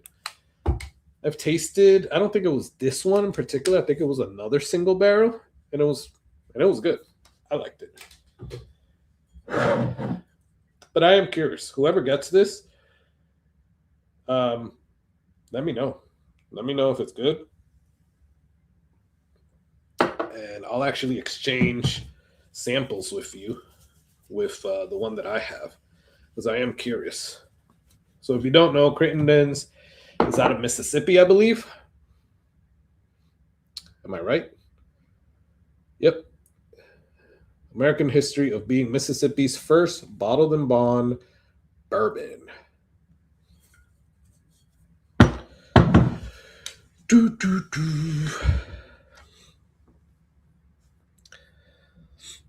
Not in as have it several Crittenden's good stuff. Yeah, I think it's good, quite honestly. We don't get that out in California. Yeah, I think it's really good. So every $5 goes to it. We got to get over a certain threshold. But once we hit that, it's game on. So if you just want to give to the channel, put in a super chat, right? Because I can't send you your money back because they're going to take a cut. YouTube takes a cut out of it. But unless you just want me to send you whatever it is after that cut. But if you want, if you're still on the fence, because I will send you your money back if you don't get to that threshold, but you would have to send it through Venmo or PayPal.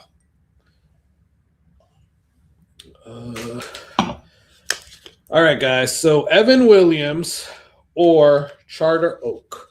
Let me know. What's the next bottle we're going to go through?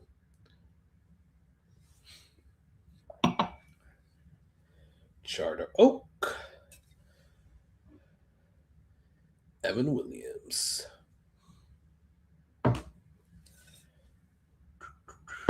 Now, I will tell you, I've never tasted any Charter Oak before, I don't think.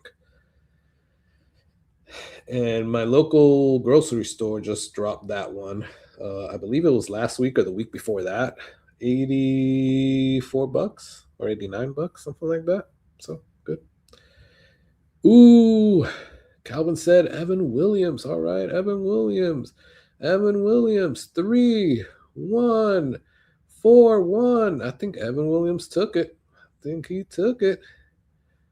Hey, Tin Cup. Thanks so much, brother. I appreciate you. Thank you. And you're in Tampa. Awesome. We got to meet up then. You got to come to one of our events. We just had this event at Tampa Bay Brewing Company. It's a brewery here in Tampa, and it was a Redwood event. So I did take video of it. I'm trying to see if I put that out as an actual video for the channel. So yeah.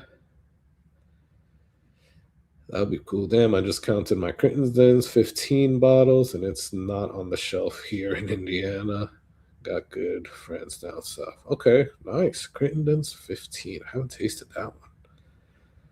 Well, Evan Williams definitely took it, so that's what we're popping next.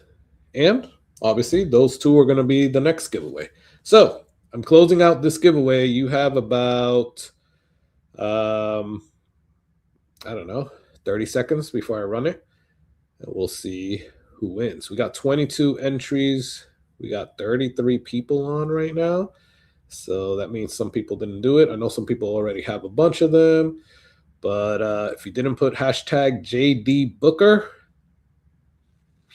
35 people, hashtag JD Booker, then put it in before I run this. And one of them is me, actually. So we only have 21 entries. And there are 2 free samples. One of the Jack Daniels 10 batch 5 and one of the 2026-01 Bookers. Ooh, 26. All right, 28. There you go. Now, you got to be here. If you're not here and you win, we go to the next person. 29. Can we get to 30? Do I run it at 30? Do I run it at 30? I don't know if 30 people would want to do it. We'll see.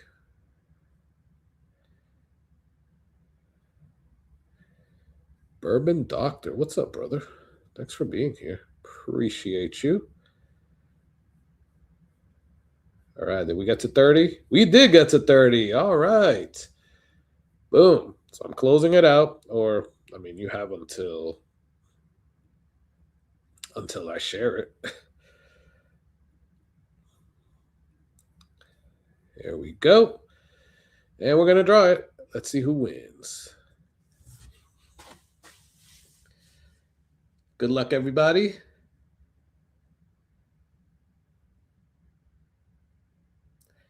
Ask Train TX. All right. Well, thank you for being here. I think it's the first time that you've been on, so I appreciate you. Thank you. That is freaking awesome. And congratulations.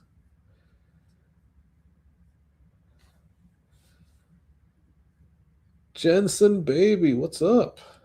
Thanks for being here. Good setup. Thank you. So, all right. Ask Train TX. Send me an email, sflwhiskeycorner@gmail.com.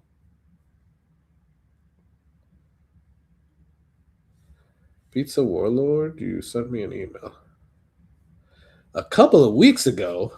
I got to check that then. Sorry, brother. I usually don't check my emails on Whiskey Corner unless I know I owe people stuff. So sorry. But Pizza, if you don't have my number, we should exchange numbers because I know you, man. I know you. You could always just text me. But SFL.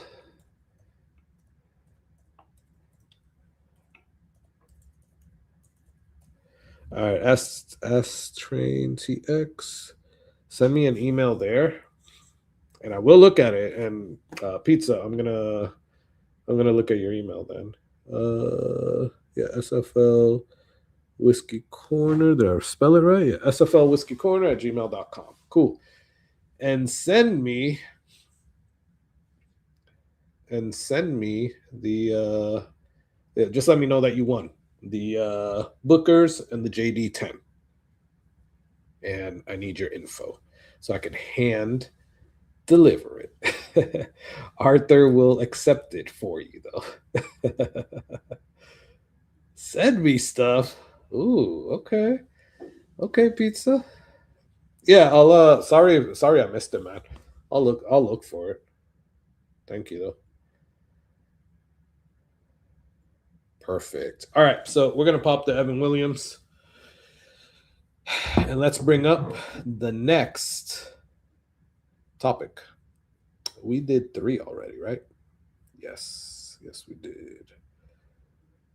And thank you, everybody, for making this such a good discussion. Which one? Let's go with this one. Whatever this is. I don't know. I don't know what it's going to be. But it's going to bring it up right about now. There you go. Huh, I think we were just talking about this with the Weller. So, this is also kind of like a Weller Antique 107 versus Foolproof. Do you guys think that store picks are better than the standard releases? Does it does it I guess does it differ? Like does it come with an asterisk, or are usually standard releases better? Let me know while I pop this. Uh-oh. Uh-oh. What road, Shaggy? Damn. Okay. I don't know which way it's supposed to go. So, trusty little knife. Hopefully it's that way. Ooh, I don't think it was.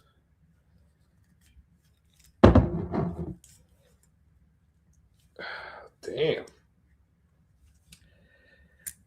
There we go. Finally.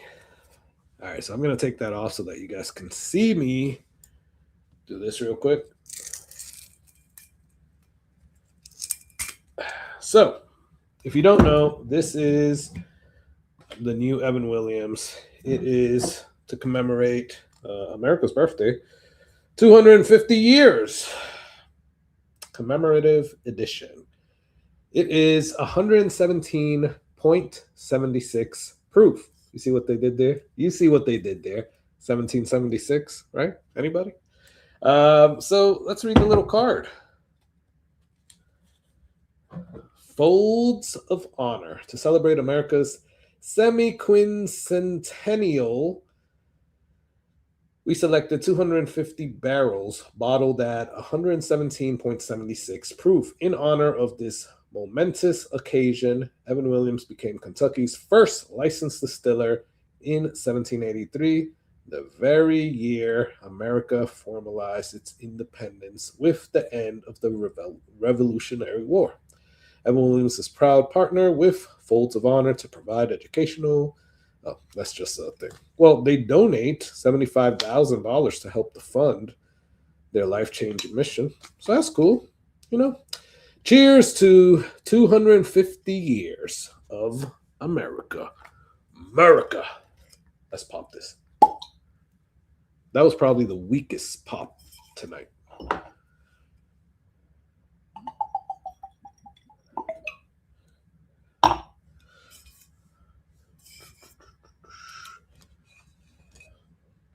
All right, let me bring this back up.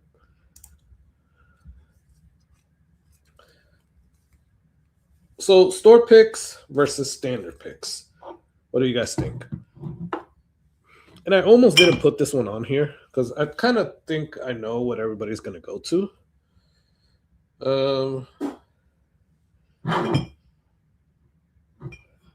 I think I know. So I don't think it's that much of a controversy.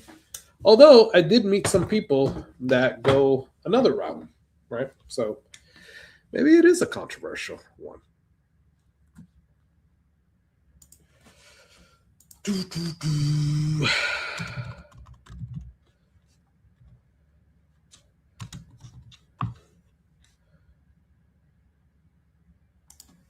All right.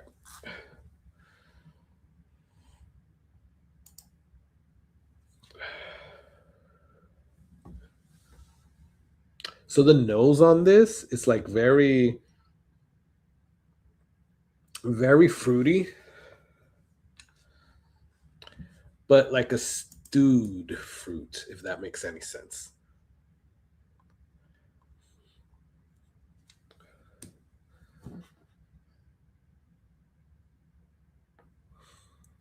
Getting some caramel as well. And definitely getting some oak. If I had to pick a fruit, I would say apples.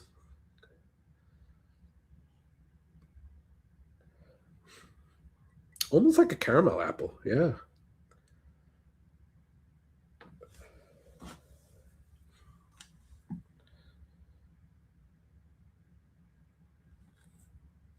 You know, this would be good to pair up against that one. And by the way, it just came in today. I did get a new Derby bottle. So this year's Derby bottle is a yellow wax. So I have the pink wax there that was from last year.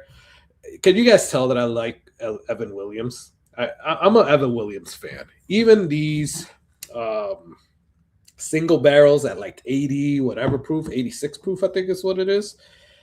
I am a fan of. I do like Evan Williams. I love the Evan Williams 10. I mean, not Evan Williams 10, sorry. Evan Williams 12 year over here that you can only get in Kentucky. I didn't even see this. I didn't notice that they actually had dates on it. That's pretty cool. Now, the Evan Williams, like 86 proofers, do have dates on them. I always look through them to see if I can get the exact day or at least month and year for my sons. I think I have one already, actually. I got to look through all the stuff in my closet. So this says 12, 19, 18, and then barrel 9, and then bottled on 2, 18, 26. Damn, I can kind of use this as a birthday barrel because it's literally, I'm not going to say how many days, but it's very close to my birthday. Very close. My birthday's the 19th. So this is the 18th. So it sucks that it's not actually from the 19th, but that's cool. I could use that as a birthday bourbon, right? All right, let's get back into this. All right, I'm going to go in for a taste. Cheers, y'all.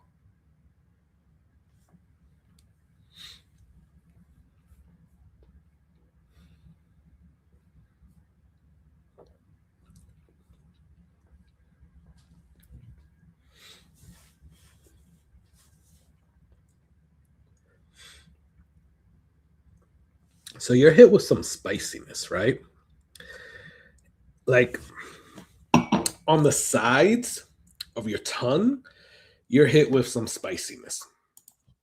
And then in the middle, like almost like a mohawk in the middle, you get like freaking fruit. It's like apples, maybe pears,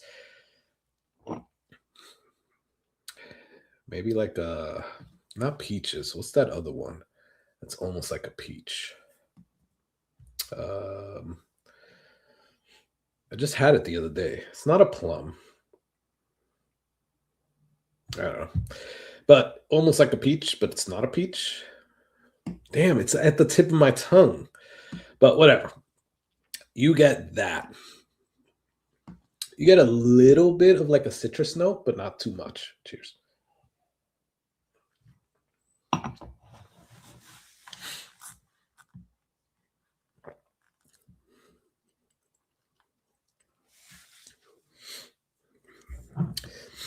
I don't think this is as good as that Derby bottle, but this is pretty freaking good. Again, you guys already know I'm an Evan Williams fan, right? It's really good. It's the whole little, if you like your bourbon like spicy and fruity, I guess. But the fruits I'm getting here is more of a pear, apple type of thing. So if you like that paired with like a spiciness, you'll love this, right?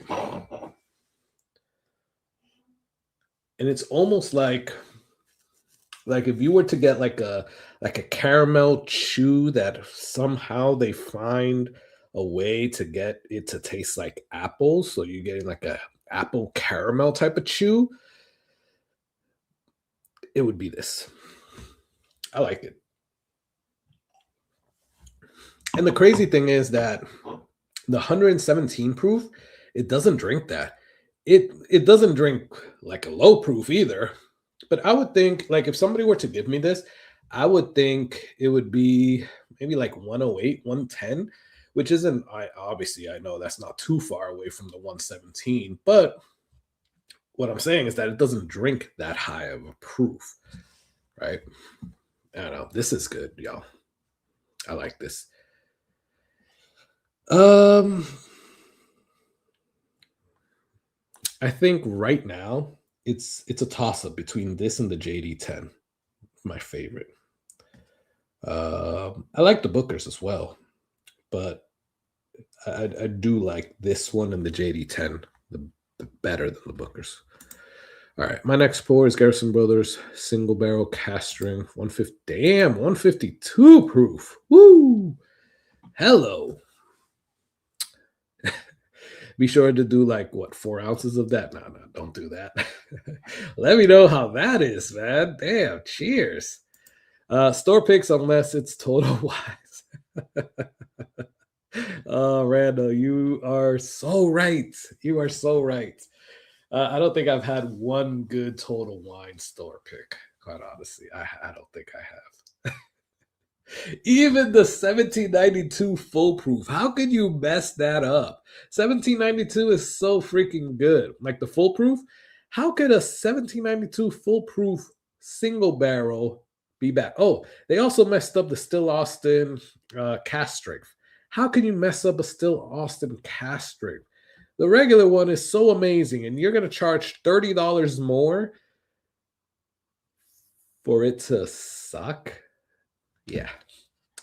I'm telling you how I really feel, Randall. I know. I get it, buddy. Really depends on the stores are good at picking bottles than others. Yeah, I totally agree with you, James. Depends on who's doing the pick. Yes.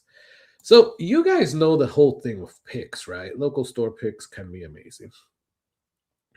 The thing with the picks, and I will tell you that, you know what? I'm going to throw them under the bus. I don't care. I'm going to throw them under the bus because I really thought, let me take this off so I can put this over here so it stops shaking so much. All right. I'm going to throw them under the bus. I'm sorry, but Campari, Wild Turkey, what the hell? So we had this rep. So we have a Russell's Reserve single barrel coming out with MDP Liquors and the North Tampa Bottle Club. Now that is a good one, right?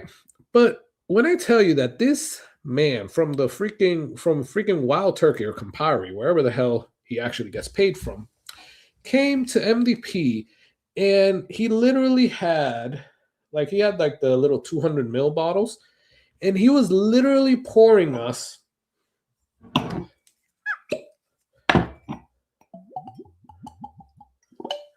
like that much, maybe less than that, quite honestly. I'm not going to put it back, but less than that in each thing so that we can taste it.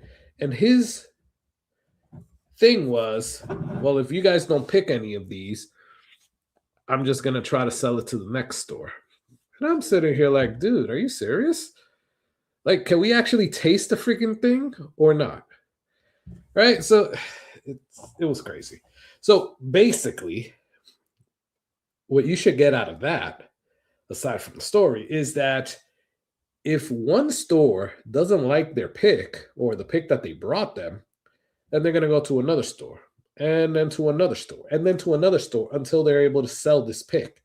So, meaning that if you're the store that they go to and they just have one pick, but you've never done a Russell's Reserve pick with them, and they're giving you this one pick, it could suck, but you might be like, man, at least we're going to get a Russell's Reserve pick and get this really sucky bottle of Russell's Reserve single barrel, right? That happens a lot more than what you guys think, quite honestly. Woodford Reserve sends out stuff. Buffalo Trace Sazerac sends out stuff. You guys, I don't know if anybody was following, like when we were doing like the Nashville bourbon companies for Poor Decisions. They sent us sample bottles and none of them were good. I think they sent us like 8 sample bottles. None of them were good. River Roots sent us for the North Tampa Bottle Club some sample bottles. We didn't like any of them. So yeah, that happens a lot more than what you guys think. So a lot of the times stores just get a pick, even if they don't like it, just because they've never had a pick from that. I'm just saying. Yes and no, says Keith P. Depends on who's doing the pick. Local store picks can be amazing. You're right, they can be. I just feel that it depends who does it. Store pick are good, but there are too many. But I see the drive for them. Yeah, I do too. Just different. Some better, some worse. Okay. Excuse me, guys. Sorry.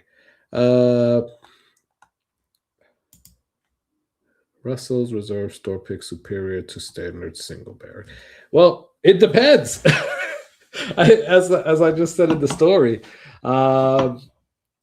whoever gets the one bottle that nobody liked when we did that pick here in Tampa, I'm sorry, but yeah, that's not going to be a good pick. I'd rather take a freaking Shelfer Russell's single barrel than that one.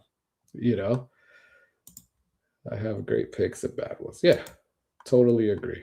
Store picks all day long, as long as it is in Publix. Yeah, so Publix does have some bad store picks. You are right about that. Have you tasted the rare character one? I don't think I've heard a review of that one yet. But they just had like a Joseph Magnus one, I think. My nose is like stuffy now. I don't know why. For me, at least, if you could find a store that fits your flavor palette, it's dope beverage. Yeah, I agree. I totally agree with you. Try before buying is my view. Yes. Boom.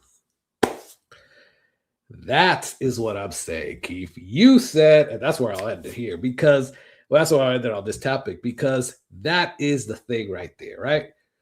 If you're a store that has a store pick, what do you mean you don't have a bottle for me to taste? Why would I trust that you picked it right? Or are you that store that got that leftover Russell's Reserve that nobody else wanted because it sucked? Right? Either way, what are you hiding if you can't let me try it? You know what I'm saying? Like, why can't you let people try it? I love stores that do their picks and then they let people try them. And there are some stores that don't. For example, Publix, I don't think does, right? But Total Wine. You know, I went to Total Wine the other day and they had a Old Forester, the blue label, the single barrel strengths. And they weren't letting you taste it. I was like, what? Oh, yeah, because, we just had enough barrels for people to buy. But nobody's buying them, nobody is buying them. So let people taste it. Maybe they'll buy it. Why? Because a whole bunch of people have been screwed over by Total Wine picks. So why would they spend $90 on a blue label when you don't have a good reputation and then you won't let people try it? It's going to sell out. Yeah, right. It's going to be on the shelves for a while. I mean, eventually it might sell out, but it's going to be on the shelves for a while. Cheers. So yeah, I totally agree with you, Keith. Now, my take on it all is exactly what you guys are saying. I think it depends, right? If you find a store that does good picks, then yeah. Hell yeah. Perfect example. Now, you guys know I'm just getting into rare character. It has come up in a few of my videos because I have tasted some good rare characters lately. I'm not gonna say I haven't. So I bought this sight unseen because it came from Corona Cigar. And 9 times out of 10, I don't think, actually 10 times out of 10, I have liked all the picks from Corona Cigar. They do good picks. Well, we call Tommy, he's the candy man here. That's what we call him. So they do good picks. So I bought that. I was like, and And, you know, I haven't bought too many like rare characters like that. The last time I bought a rare character without tasting it, I got screwed because it was a store in Georgia and it was not good. No. So I taste them beforehand, but that one sold out really quick. And I was in the area, I picked it up, and I'm happy. Now, I did taste it the other day. We popped it the other day for the Redwood Empire. We had a bottle share after the Redwood Empire event. And I can't say that I remember it because I was drinking a lot of stuff that night. So I have to revisit it. But everybody, I remember asking people, what do you think about it? And they were like, yeah, you know, it's good. It's not the greatest thing I've had, but it's good. Yeah, you know, so doesn't give me the warmness inside, but I will go back and taste it eventually to make sure that you know, that still keeps up. The everything from Corona is good because maybe it's not. Maybe that's the first one that it's like, it's all right, you know. Club then store picks over regular distillery scent ones. You know what? I didn't even think about that, pizza. But you're right. Club picks, yes, and then store picks over regular distillery. Yeah, I totally agree. Although I have gotten some Eskimo Brother picks that I didn't really like. So Eskimo Brothers, I don't know, they pick out of like Liquor Locker down in Fort Myers, and I do like some of their stuff, but they have had some bad ones. So again, I think it all depends. I think it's definitely with this, it's a try before you buy. You try it, and if you like it, you buy it. And that's it. That is the way to go. Cheers, y'all. I cannot pronounce your name, but what's up? What's up, Matt? Thanks for being here, brother. Appreciate you. Matt just Matt, is it okay that I say your awesome news? Congratulations again. If you're still here.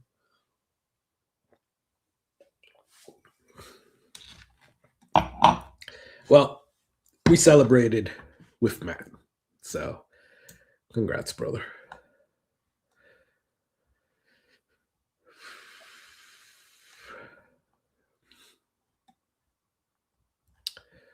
All right. The best picks I've had are stores that. All right. Roger. Sure. Okay. So, Matt, we celebrated Matt's wedding. Not last week, but the week before. Not last week, but not this week, but the week before. So last week, yeah. Yeah. So congrats again, Matt. And beforehand, we had some really good pours right before the wedding. We had some good pours there in a whiskey room that Matt had set up. And then it was a really good time. So yeah, congrats again, brother. Appreciate you. I have not tasted a rare character that has blown me away for the price. Yeah, I mean, I have, but it's not a pick, right?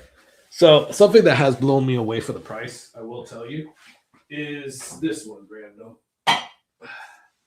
But it's not a regular, it's not like what you would think of rare character, right? And it's this Fortuna. I think I paid like $85 for this or $90 for this. I don't remember how much it was. But it was under 100. And it's really freaking good. I really like it. It surprised the hell out of me. It's a rare character.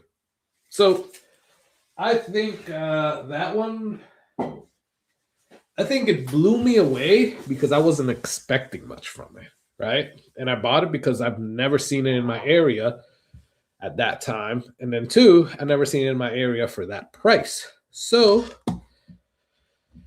it surprised the hell out of me. I've liked River Roots way better than Rare Character. I agree. I've had a lot of good River Roots, but it's the same thing with River Roots, right? I've had some really bad bottles, quite honestly. I've had more good ones than bad ones. Like that Weeded Warrior is amazing. I love that one. But then I had some other ones that was like, it's all right. You know, Fortuna is delicious. I agree. Fortuna is the OG rare character. Yep. What's up, Chance? How you doing, brother? Appreciate you. Thanks for getting on, man. Appreciate you. I think we beat this one to a horse. Is that the saying? Beat this. We beat this down to a horse. No, that's not the saying. You guys know what I'm saying. Anyways, so one down for the second free giveaway.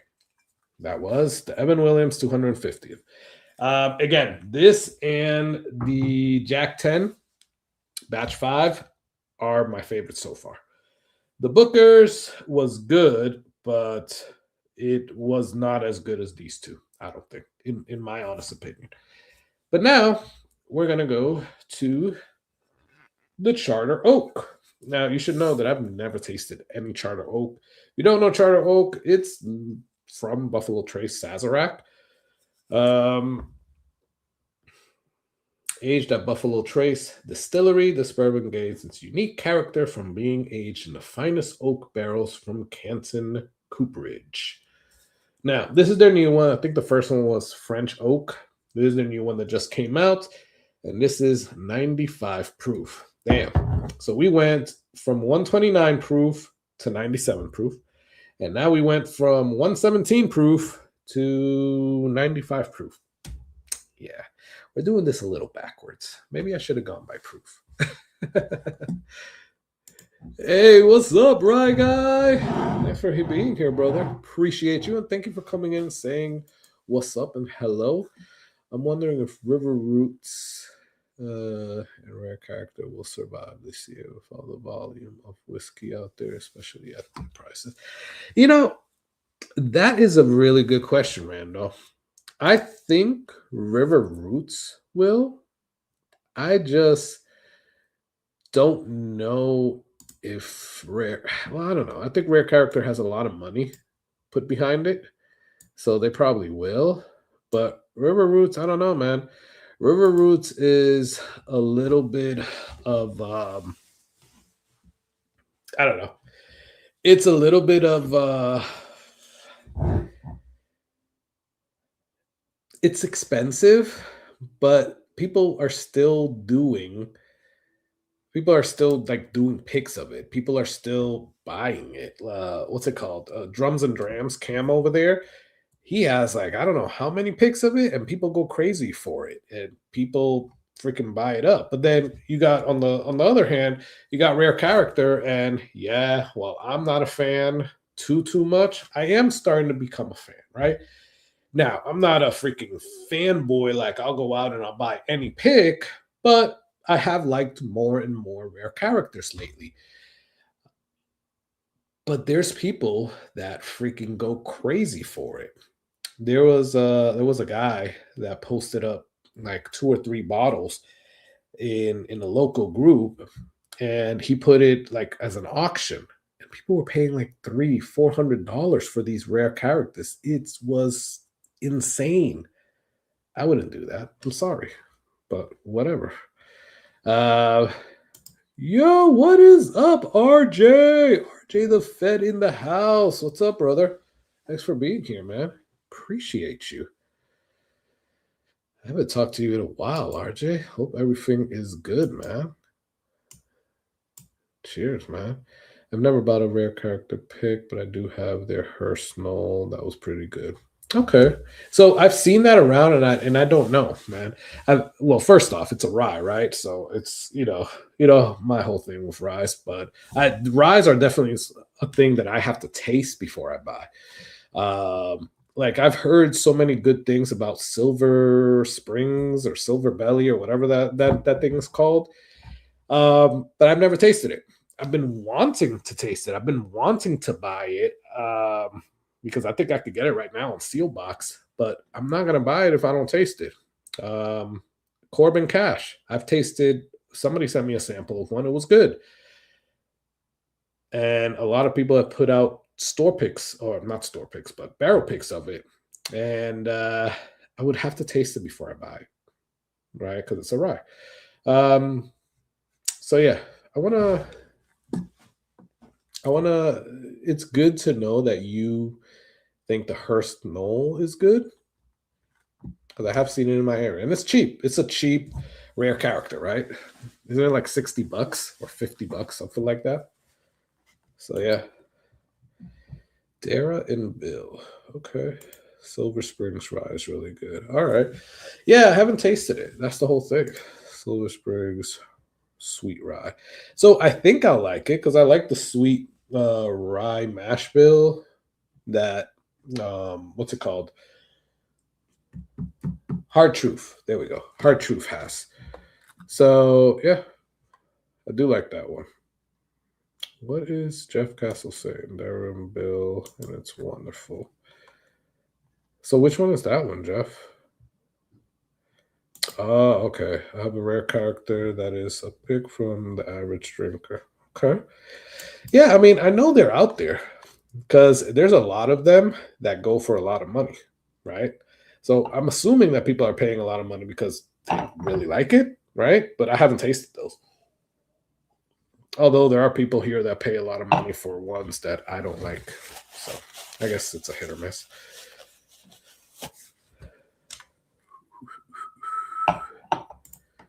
Yep, don't sleep on the Silver Springs. Oh, Silver Springs, that's what it's called. Before it disappears. But I'll be available again for years. All right, so maybe I'll buy one. You guys are twisting my arms. I think I know where I can get one. Or if anybody has any lead on it, let me know. I know they're not like expensive, but whatever. You guys are twisting my arm. Let me remove this. Let me remove this. All right, let's go with our last topic. I think it's this one.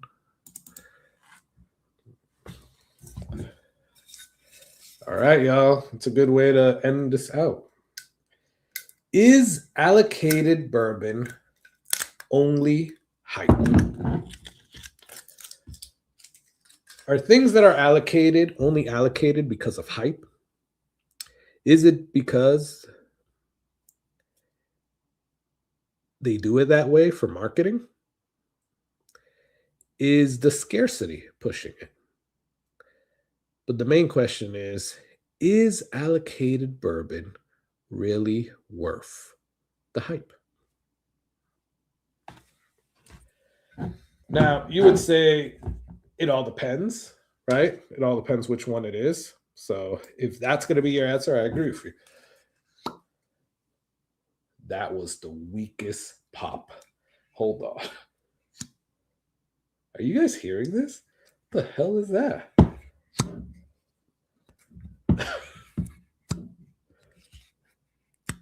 It's like you popping a bubble. That is crazy. That is freaking crazy.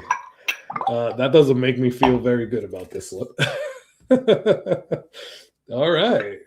Hold on. Okay, there we go. That's a little bit better. Maybe the liquid in it was too high. I don't know. Yeah. That's funny. I was like, when that thing first popped, I was like, what the hell? Yes, too much hype for the overall quality, not worth the price. All right, so I'm going to play devil's advocate, Randall. Do you feel that way about all of them? If I remember correctly, you paid a little bit more for Russell's 15, you said earlier. So that's technically allocated, right? So do you still feel that way about that one? Devil's advocate here.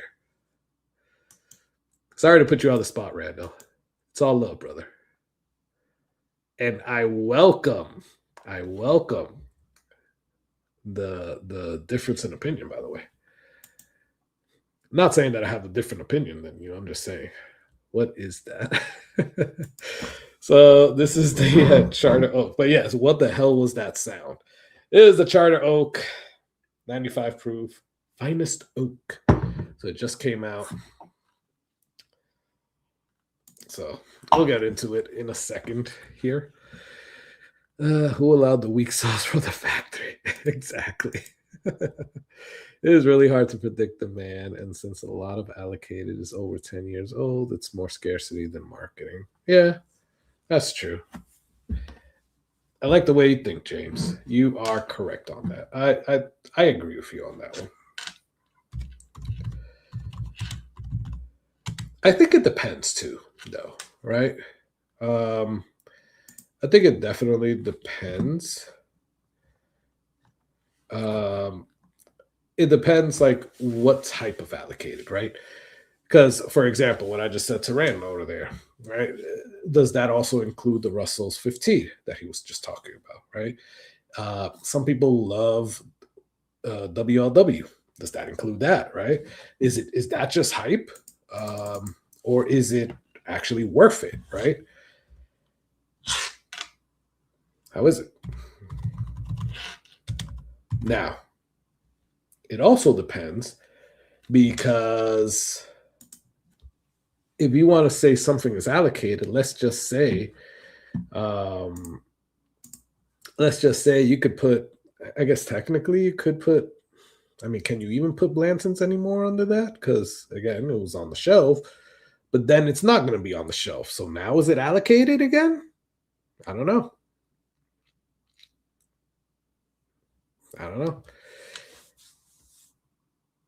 And what makes something allocated, right?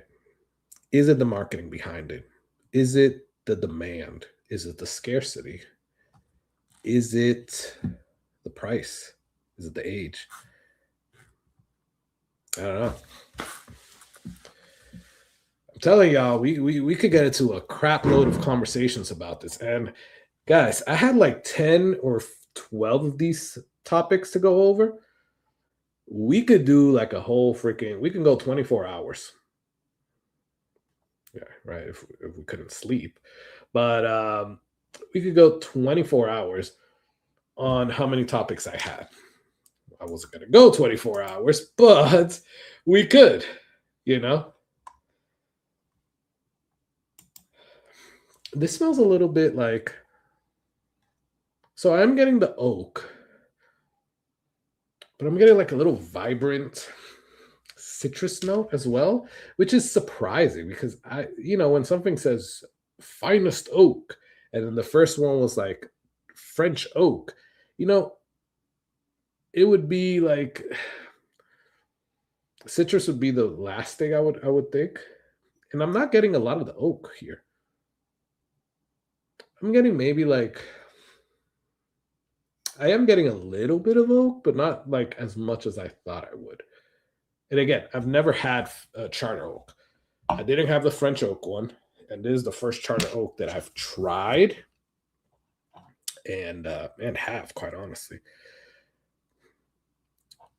You're getting like some cherries. Maybe the brightness or the effervescent from like a soda. I don't know.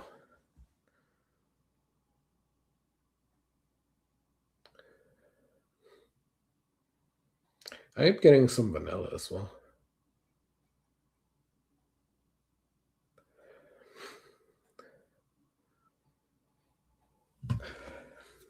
I like this. I like it. It's different, right? I like it on the nose. It's definitely different. Nope, not all, but most of them. I picked up an Old Forester birthday bourbon. I'm still learning. Can someone explain why it's so limited? Why is it so limited? I don't know. Are people mostly going for it because it is like a birthday bourbon? That's a good question, actually. I've never sat down and talked about and really thought about what makes an Old Forester birthday bourbon so limited. Okay, so by that same math, what makes a Old Fitz so limited, right? Is it the decanter? And by limited, I think you mean like that so many people want it, right? Is it the decanter on the Old Fitz that make it so like that people are like chasing it? Because at the end of the day, it's 10-year-old. Let's just say we're talking about the Old Fitz 9, the one that I have. At the end of the day, it's 10-year-old, 9-year-old weeded Heaven Hill or weeded, it's larceny, 9 years old. Bottled and bond at 100 proof in a nice decanter. Okay, they say that they go in there and they hand pick these larceny barrels to go into become Old Fitz. So is that the same thing that they do with Old Forester birthday bourbon, or is it getting the hype more because it's Old Forester birthday bourbon and people want it more for their birthdays? I don't know. I don't own an Old Forester birthday bourbon. I thought it would be cool to own it, but the only reason I think it's cool to own it is because you have a birthday bourbon that you can drink on your birthday. Not because I've done any research on it and thought, wow, I'm really going to like that bourbon. Yeah. So, yeah, if anybody could answer that better than what I did, because my answer sucked, answer it. I think brands are relying on their name to sell, vice evaluating the quality of their product. Sazerac 125 proof is better than Thomas H. Hey, you know what? Okay, so I said from the beginning, when I tasted the Sazerac full proof, I said this is very similar to Thomas H. Handy, right?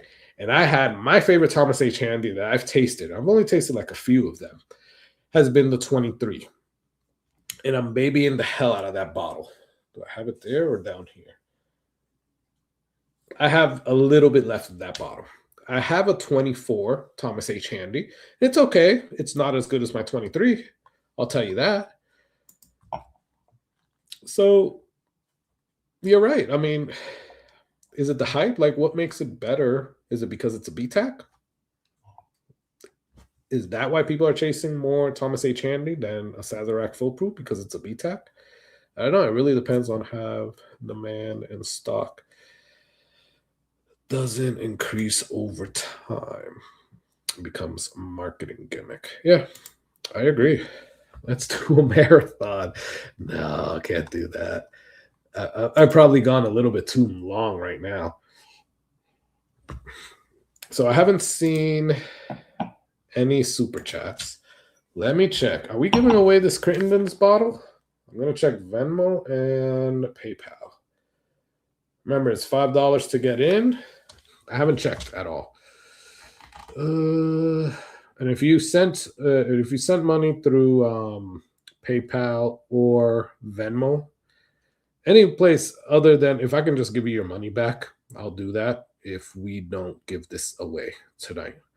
I'm not going to keep your money. But if you send it through Super Chat, that's why I'm glad nobody sent Super Chats. Yes, I can just send you back what after YouTube take their cut, basically. All right, so oh, okay. Well, we're giving away the Crittenden's bottle. That's for sure. We definitely hit the tier. All right. Thank you, everybody. I didn't check PayPal yet, but that's just on Venmo. So thank you, guys. I appreciate y'all. Let me see PayPal. But Venmo, just off of Venmo, we're giving away this bottle. And if you don't know, let me remove this. If you don't know, it is Crittenden's, a cut above, single barrel. No, not single barrel. Sorry. Bottled and bond, 4-year. So I'll take this off. Somebody held this bottle for me. That's why it has my name on it, by the way. So you got a bottle that was held for me because I told the person, I'm like, hey, I want that bottle. So yeah. And I do want that. And I did want that bottle because I have a Crittenden's cut above single barrel here that was really good. I think that was from SLB Drinks. Did they do one? Michael, you can't get in with $2, brother. Look it up, man. It gotta be $5, Michael. But I appreciate you, brother. I definitely appreciate you.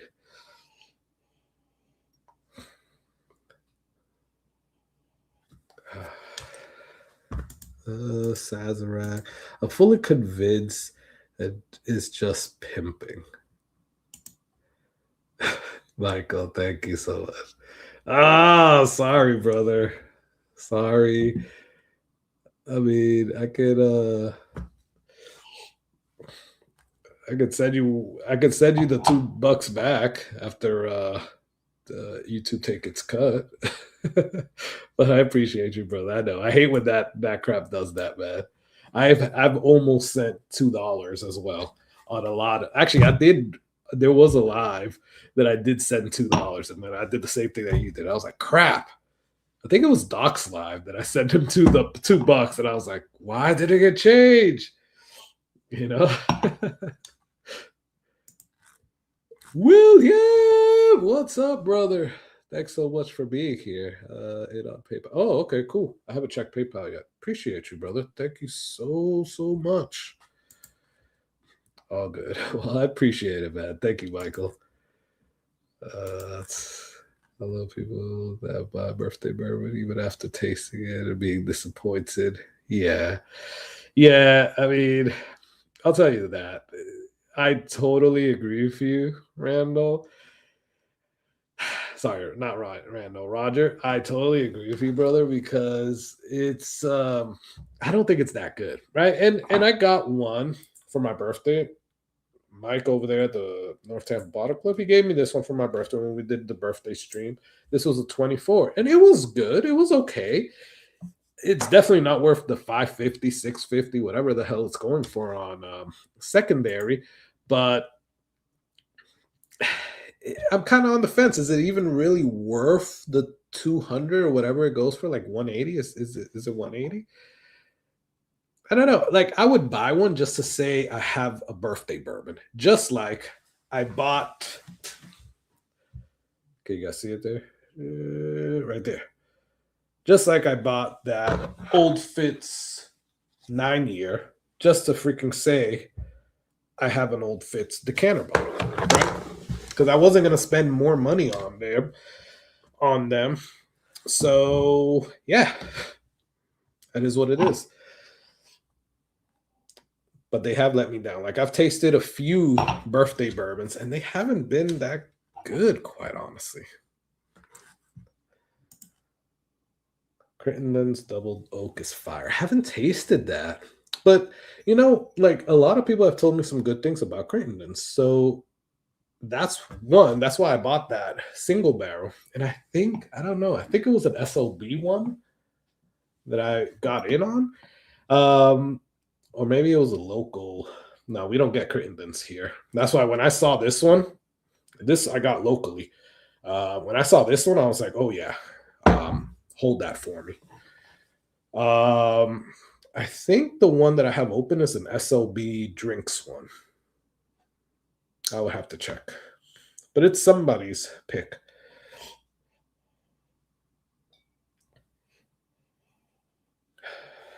Cheers. We're gonna get into this, and again, this is Charter Oak, Finest Oak. What do you guys think? Is this gonna be tied with Jack Daniels and Evan Williams 250, or is this gonna be tied with Booker's, or is it gonna be my least favorite one? I don't know. Let's take bets. The nose is good though. I will say the nose is pretty good. Cheers.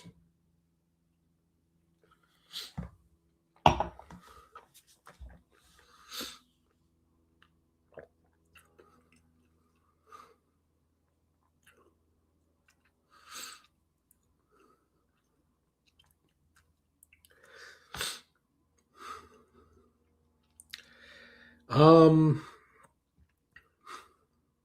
that tasted a little bit like very light. It's very light. Maybe I shouldn't have had it after the 117.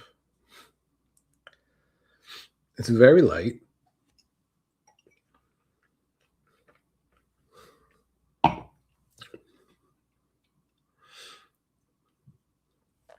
It has like a chocolate, like a milk chocolate to me, almost like a Hershey's Kisses.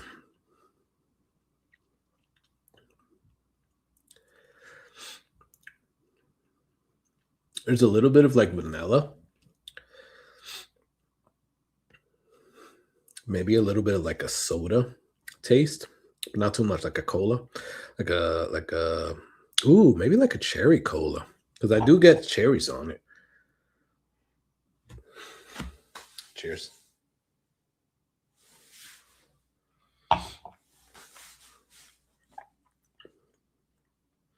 I'm not getting as much oak as I thought. With a name like Charter Oak and then Finest Oak, I expected this to be very oaky, right? But it's not. Maybe my expectations were just like through the roof. So I expected it to be kind of like how do you call it? Maybe like Elijah Craig 18, but on the sweeter side. Because I don't think Elijah Craig 18 is sweet. I think it's more oaky than sweet. So that's what I expected from him. And it's not like that. Quite honestly, I am getting it is sweeter. It's definitely caramelly. You're getting some vanilla, you're getting the cherry cola, you're getting the Hershey's Kisses. You're getting a little bit of like baking spices.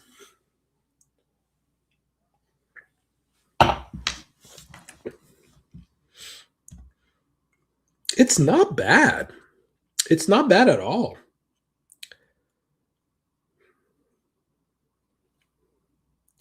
You know what? I like it. Is it my favorite out of the bunch today? No. But I also don't think I did it justice by putting it last. Because even Jack Daniels being at 97 proof, I think had a little bit more like oomph than this. That probably should have been the first one that I drank tonight, versus leaving it for last. But it's good. I mean,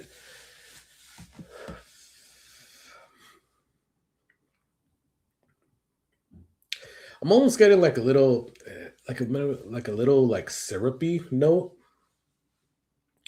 on the finish as well. It's a little spicy, just a tiny little bit of spice. It's not anywhere as spicy as the Evan Williams or the Bookers, right? They're getting just a little tiny bit of spice, just a little hint.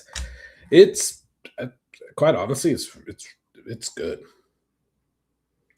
For being like a Buffalo Trace product, it's good. Now, where would I put this? I would put this kind of like the lower tier Buffalo Trace products. Think maybe Eagle Rare, maybe. I know that's really way lower tier. I don't know. Maybe this would be a good one to stack up against like Eagle Rare 12. Ooh, that would be a good matchup. How old is this? Does it tell you?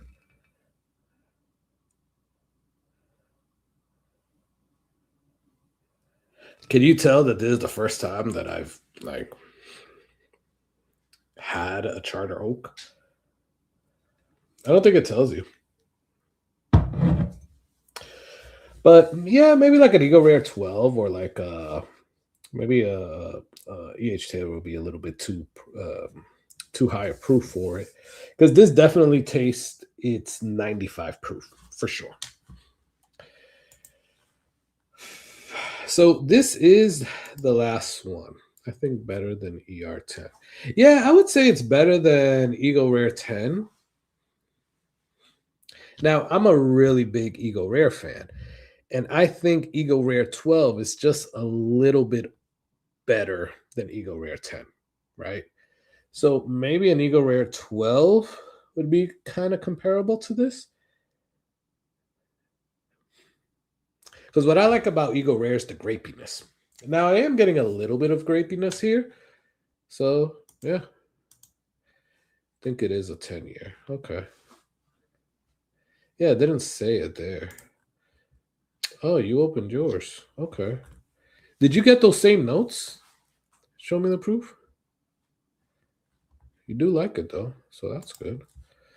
The BIB is their weakest offering, I think. Not a bottle. For me, that would be replaced. Special offerings and picks are really good. I have Bruzel's rye pick, but not opened yet. Okay. I'm assuming you're talking about the Crittendens. Yeah, I don't know, man. I mean, I've always been interested in this bottle. Obviously, that's why I bought it. But whoever wins it, I definitely want to exchange a sample with you, because I want to know what it tastes like. I want to know what it tastes like. I will exchange the... It's behind a couple of things over there. I will exchange the single barrel that I have, like the sample. And you know what? I will throw in, whoever wins this bottle, I will also throw in the Jack 10 sample and the Evan Williams sample for you. Yeah. Unless you want the book, unless you already have that and you want the Bookers or the Charter Oak, I'll throw those in if you want it as well. You know? Better than ER10. I think it's a 10-year for sure. Chocolate, baking spices, more oak than you. Okay. Yeah, I'm not getting as much oak as I thought I would. Like I said, I was expecting like a Knob Creek 15 oak or Elijah Craig 18 oak. I'm not getting as much oak. Because to tell you the truth, like, I don't like the oakiness in some of those. It's good, but it's not something that I would go to all the time. I don't know, man. Maybe. I don't know. Was that to somebody else, Randall? I'll send you a sample of the Crittenden BIB for the JD10 right now. Maybe. I don't know. We'll see. We'll see. Email me. Email me, man. We'll see. All right. I think we hit this. We beat the horse on this one. Okay, my thoughts. I think I already said my thoughts, but I think there are some really good allocated bourbons out there.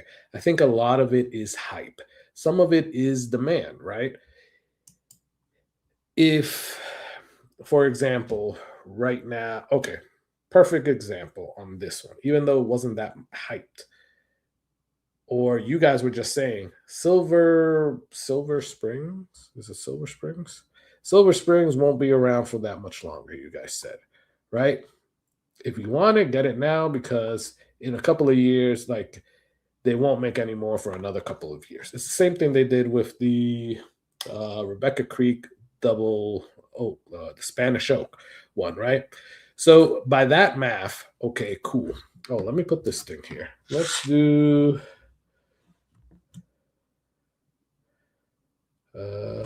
let's do this. Hold on, we're going to do the free giveaway. The second free giveaway before anybody leaves. So you got to be here for it. You got to be here for it. So there's the second giveaway, and then we'll go to the paid giveaway, the bottle.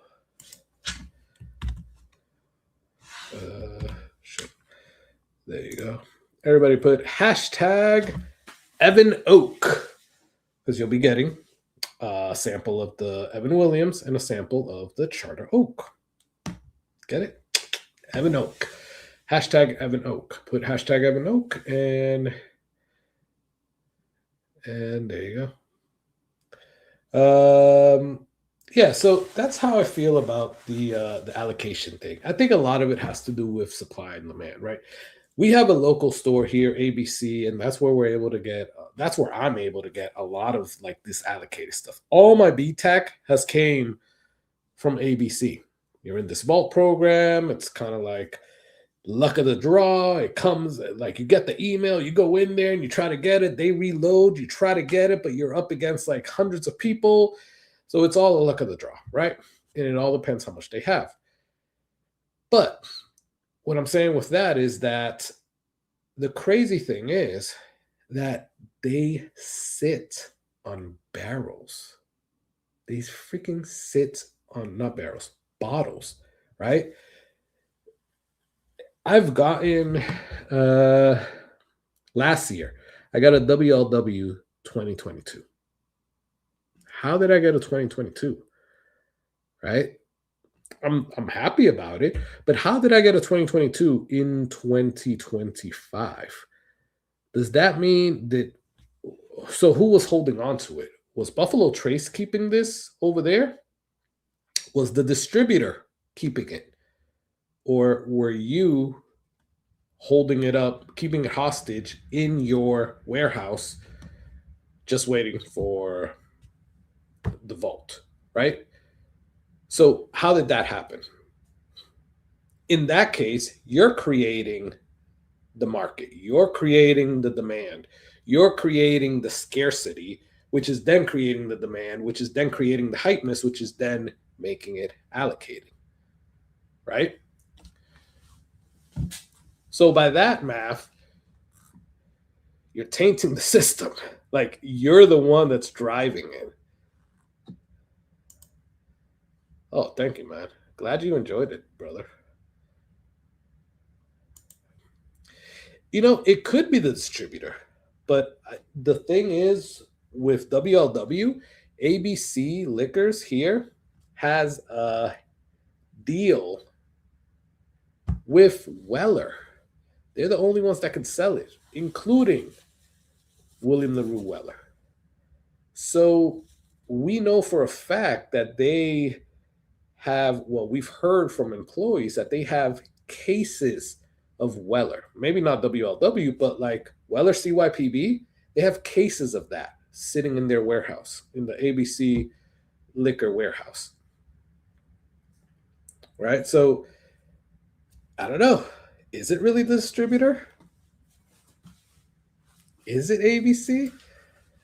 Distributors hold up at the warehouse, I think. A store I was at had a bundle with a Stag 24B. Well, that's another thing. It's like, well, that I could understand. Okay, maybe that's the distributor, right? But in that sense that I told you about Weller, I would think that's ABC. Because they're the ones that get all the Wellers here in Florida. Nobody else here in Florida can sell Weller. So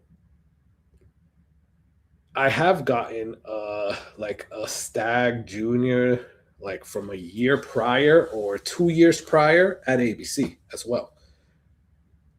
And that one I can understand it being the distributor holding on to this. But in terms of Weller, just because I know that they're the only ones that can get it, I don't know. But we're going to do that giveaway soon, guys. There's 21 entries right now. There's 27 people on. So if you haven't done hashtag Evan Oak, put that in because you got put in for a free giveaway.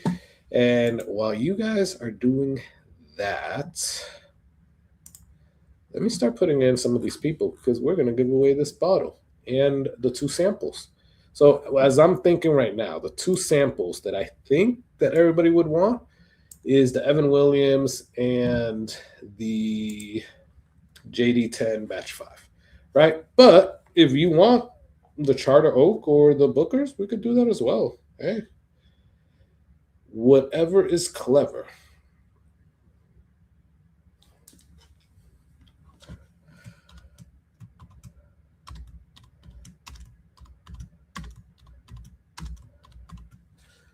All right, guys, I'm starting to put the list together. So bear with me real quick. Do not leave, because if you win the sample and you're not here, somebody else is going to get it. You have to be here in order to get that. This won't take too long for me to do here, but do not leave, because it would suck if you leave and you win. So tell me, do you guys, out of all of these topics, which one hit a little bit more home for you guys? Is there one over the other that kind of like really like pissed you off or set you off, or you were like, man, I was just talking about this the other day? Let me know. Would be good to know.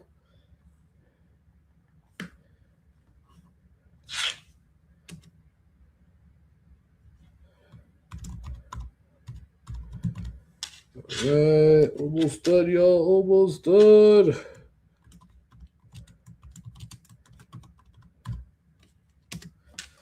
I'll take one more, right?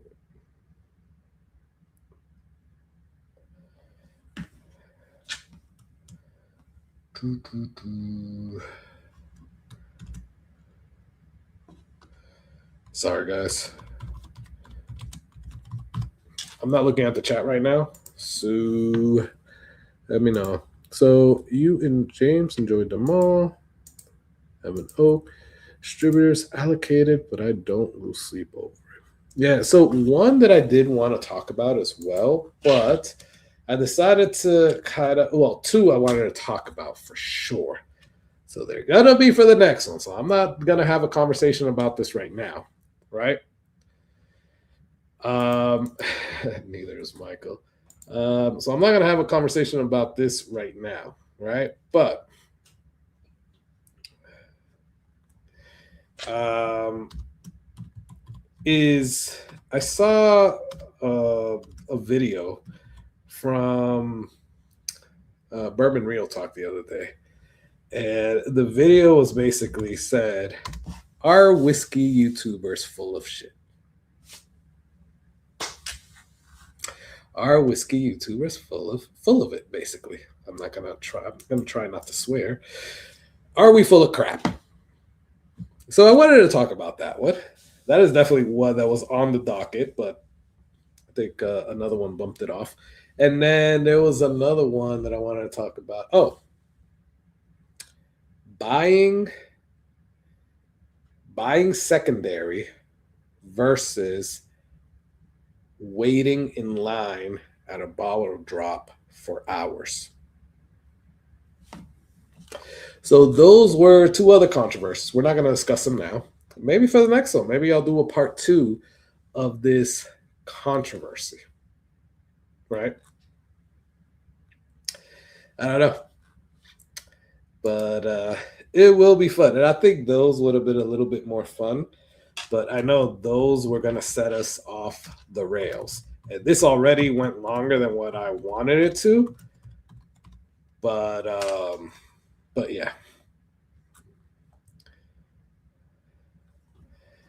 All right, I think last one. All right.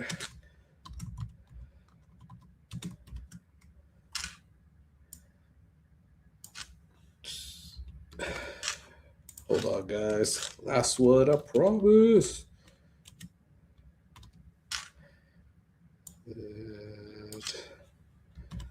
Don't go anywhere. We're about to do it. And if you are still, and if you just joined, put in hashtag Evan Oak, as you will be put in for the free giveaway, and then we will do the other giveaway. All right, I'm closing down the paid giveaway now because, quite honestly, I can't put. I'm not gonna look at it to put anybody else. So I'm closing that down. Thank you, everybody that put in for that. Again, for that paid giveaway, you're going to be getting this bottle of Crittenden's Cut Above, Bottle and Bond. For a year, you're going to get a sample of the Evan Williams 250 if America bottle and a Jack 10 sample as well. So thank you, everybody that did participate in that. You guys are amazing. Thank you, thank you, thank you. All right.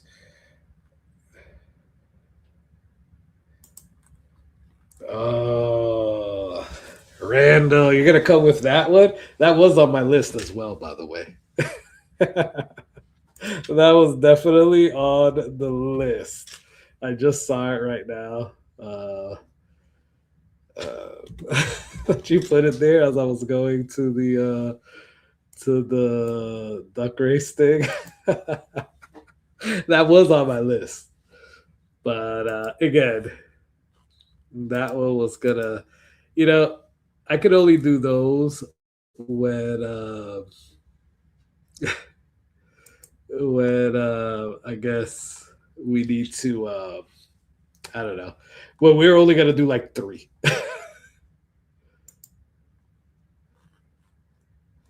I don't think we could do 5 with those, at least those 3 topics that I mentioned. Well, the 2 that I mentioned and then that one that you mentioned. I don't think we can do that. You are hilarious, my dude. If you guys don't know what I'm talking about, is so Tennessee whiskey is considered bourbon. Somebody else put it on here. Jack Daniel's bourbon would be a photo. Yeah, James and Randall, you guys are funny. So I agree with Randall. It is considered bourbon. I call it a bourbon. I really call it a bourbon, but we're not going to get into that. Whiskey tours are full of bourbon for sure. Glad you enjoyed the conversation. All right, guys. So I'm about to do the free one. Give me a second. If you haven't put in for it, you literally have like 10 seconds till I share it. So we got 22 entries. We have a little bit more than like 30 people. So 5, hashtag Evan Oak. You can slip in there at the end. 5, 4, 3, 2, and 1. And I'm drawing.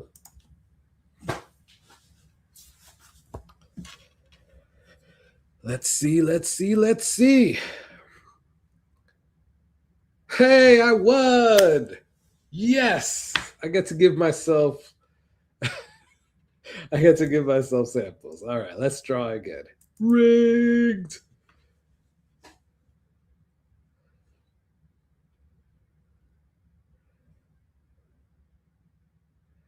Bourbon Doctor. Congrats. So let me take a picture of that. Bourbon Doctor. I put in my email address earlier, but I'll put it in again. It's SFL Whiskey Corner at gmail.com.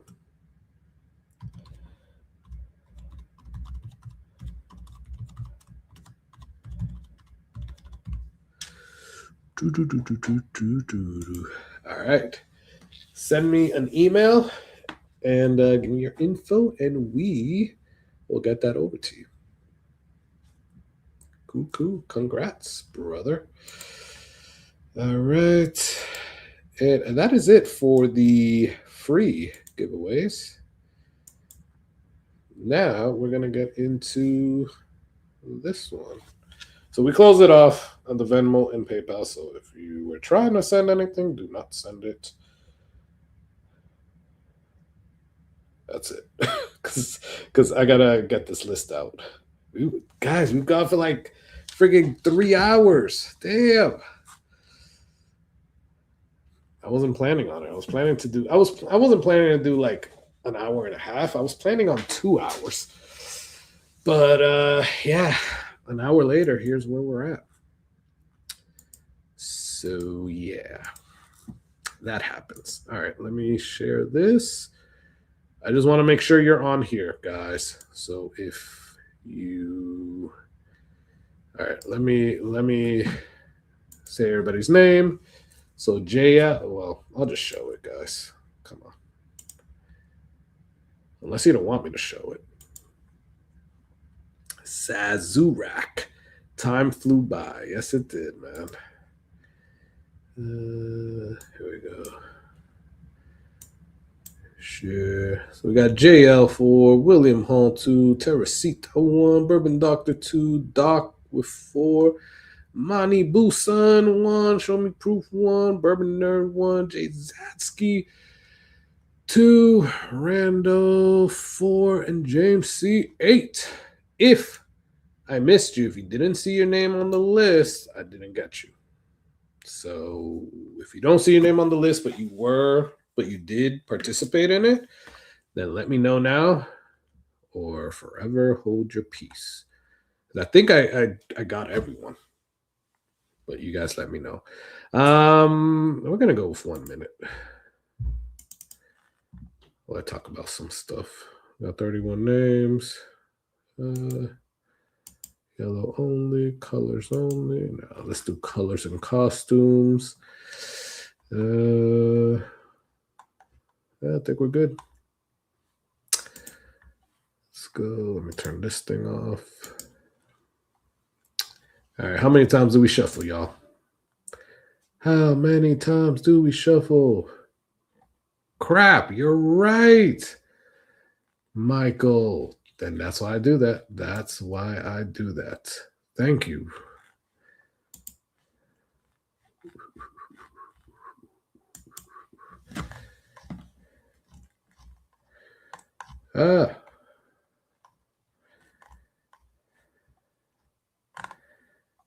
Thank you, Michael. Sorry, brother. Boom. Now you're on there, brother. Thank you for speaking up because I would have missed it. All right. How many times do we shuffle? If nobody says anything, I'll do 4.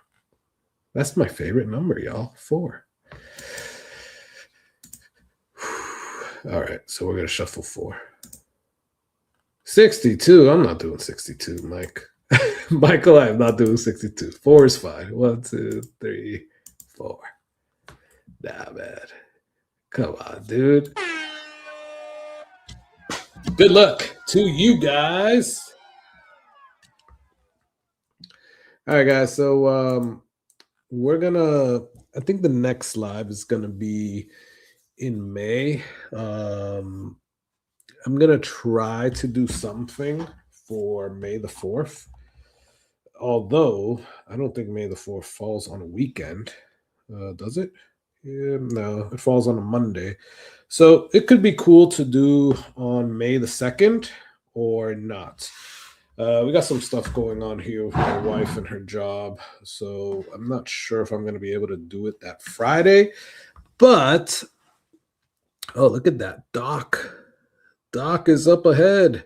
But that usually means that you're not going to get it, though, because somebody usually comes from the back at the last second. Like what is happening right now. Oh, James C. Oh, no, Jay Zatsky. What? Damn. James C, though, you were like close, dude. Let me see. How close was that? Oh, William Hall, you were almost there as well. Damn, James, you had like 3 in the top 6. Damn, but Jay Zatsky, Congratulations, brother. Congrats, man. And thank you, everybody who participated in that. Let me take a picture of this. I appreciate y'all. Thank you so much. So, like I was saying, I might do a live stream on the 4th. I know Doc also is trying to do his team second round thing early May. So I got to check with him to see when he's going to do it. So we're still trying to figure that out. So we're going to see. We are going to see. But I want to do it close to May 4th so we can do like a little May the 4th thing. If not, if it doesn't work out, then we'll go live some other time in May. But I appreciate y'all. Maybe we'll do a Memorial Day thing. Ooh, that might be a good one. The Friday before Memorial Day? Yeah. But I appreciate each and every one of you guys for being here. Thank you so much. You guys made this such an amazing live. Loved all the interaction. Thank you so much for everybody. Thank you so much for participating in the raffles, the free one and the paid one. I really appreciate y'all. You guys are all freaking awesome. But with that said, everybody that won, Jay Zatsky sent me an email. I put it in there a little bit up. So send me an email, man. And we can get that over to you. Everybody else that won, send me an email. Let me know because I'll probably forget tomorrow. Right. And pizza. I'm going to look at your email. Sorry, I missed that. But with that said, y'all, I put out a video earlier today. Go and watch it. It is another controversial video. And we do have a controversial video also coming out next week.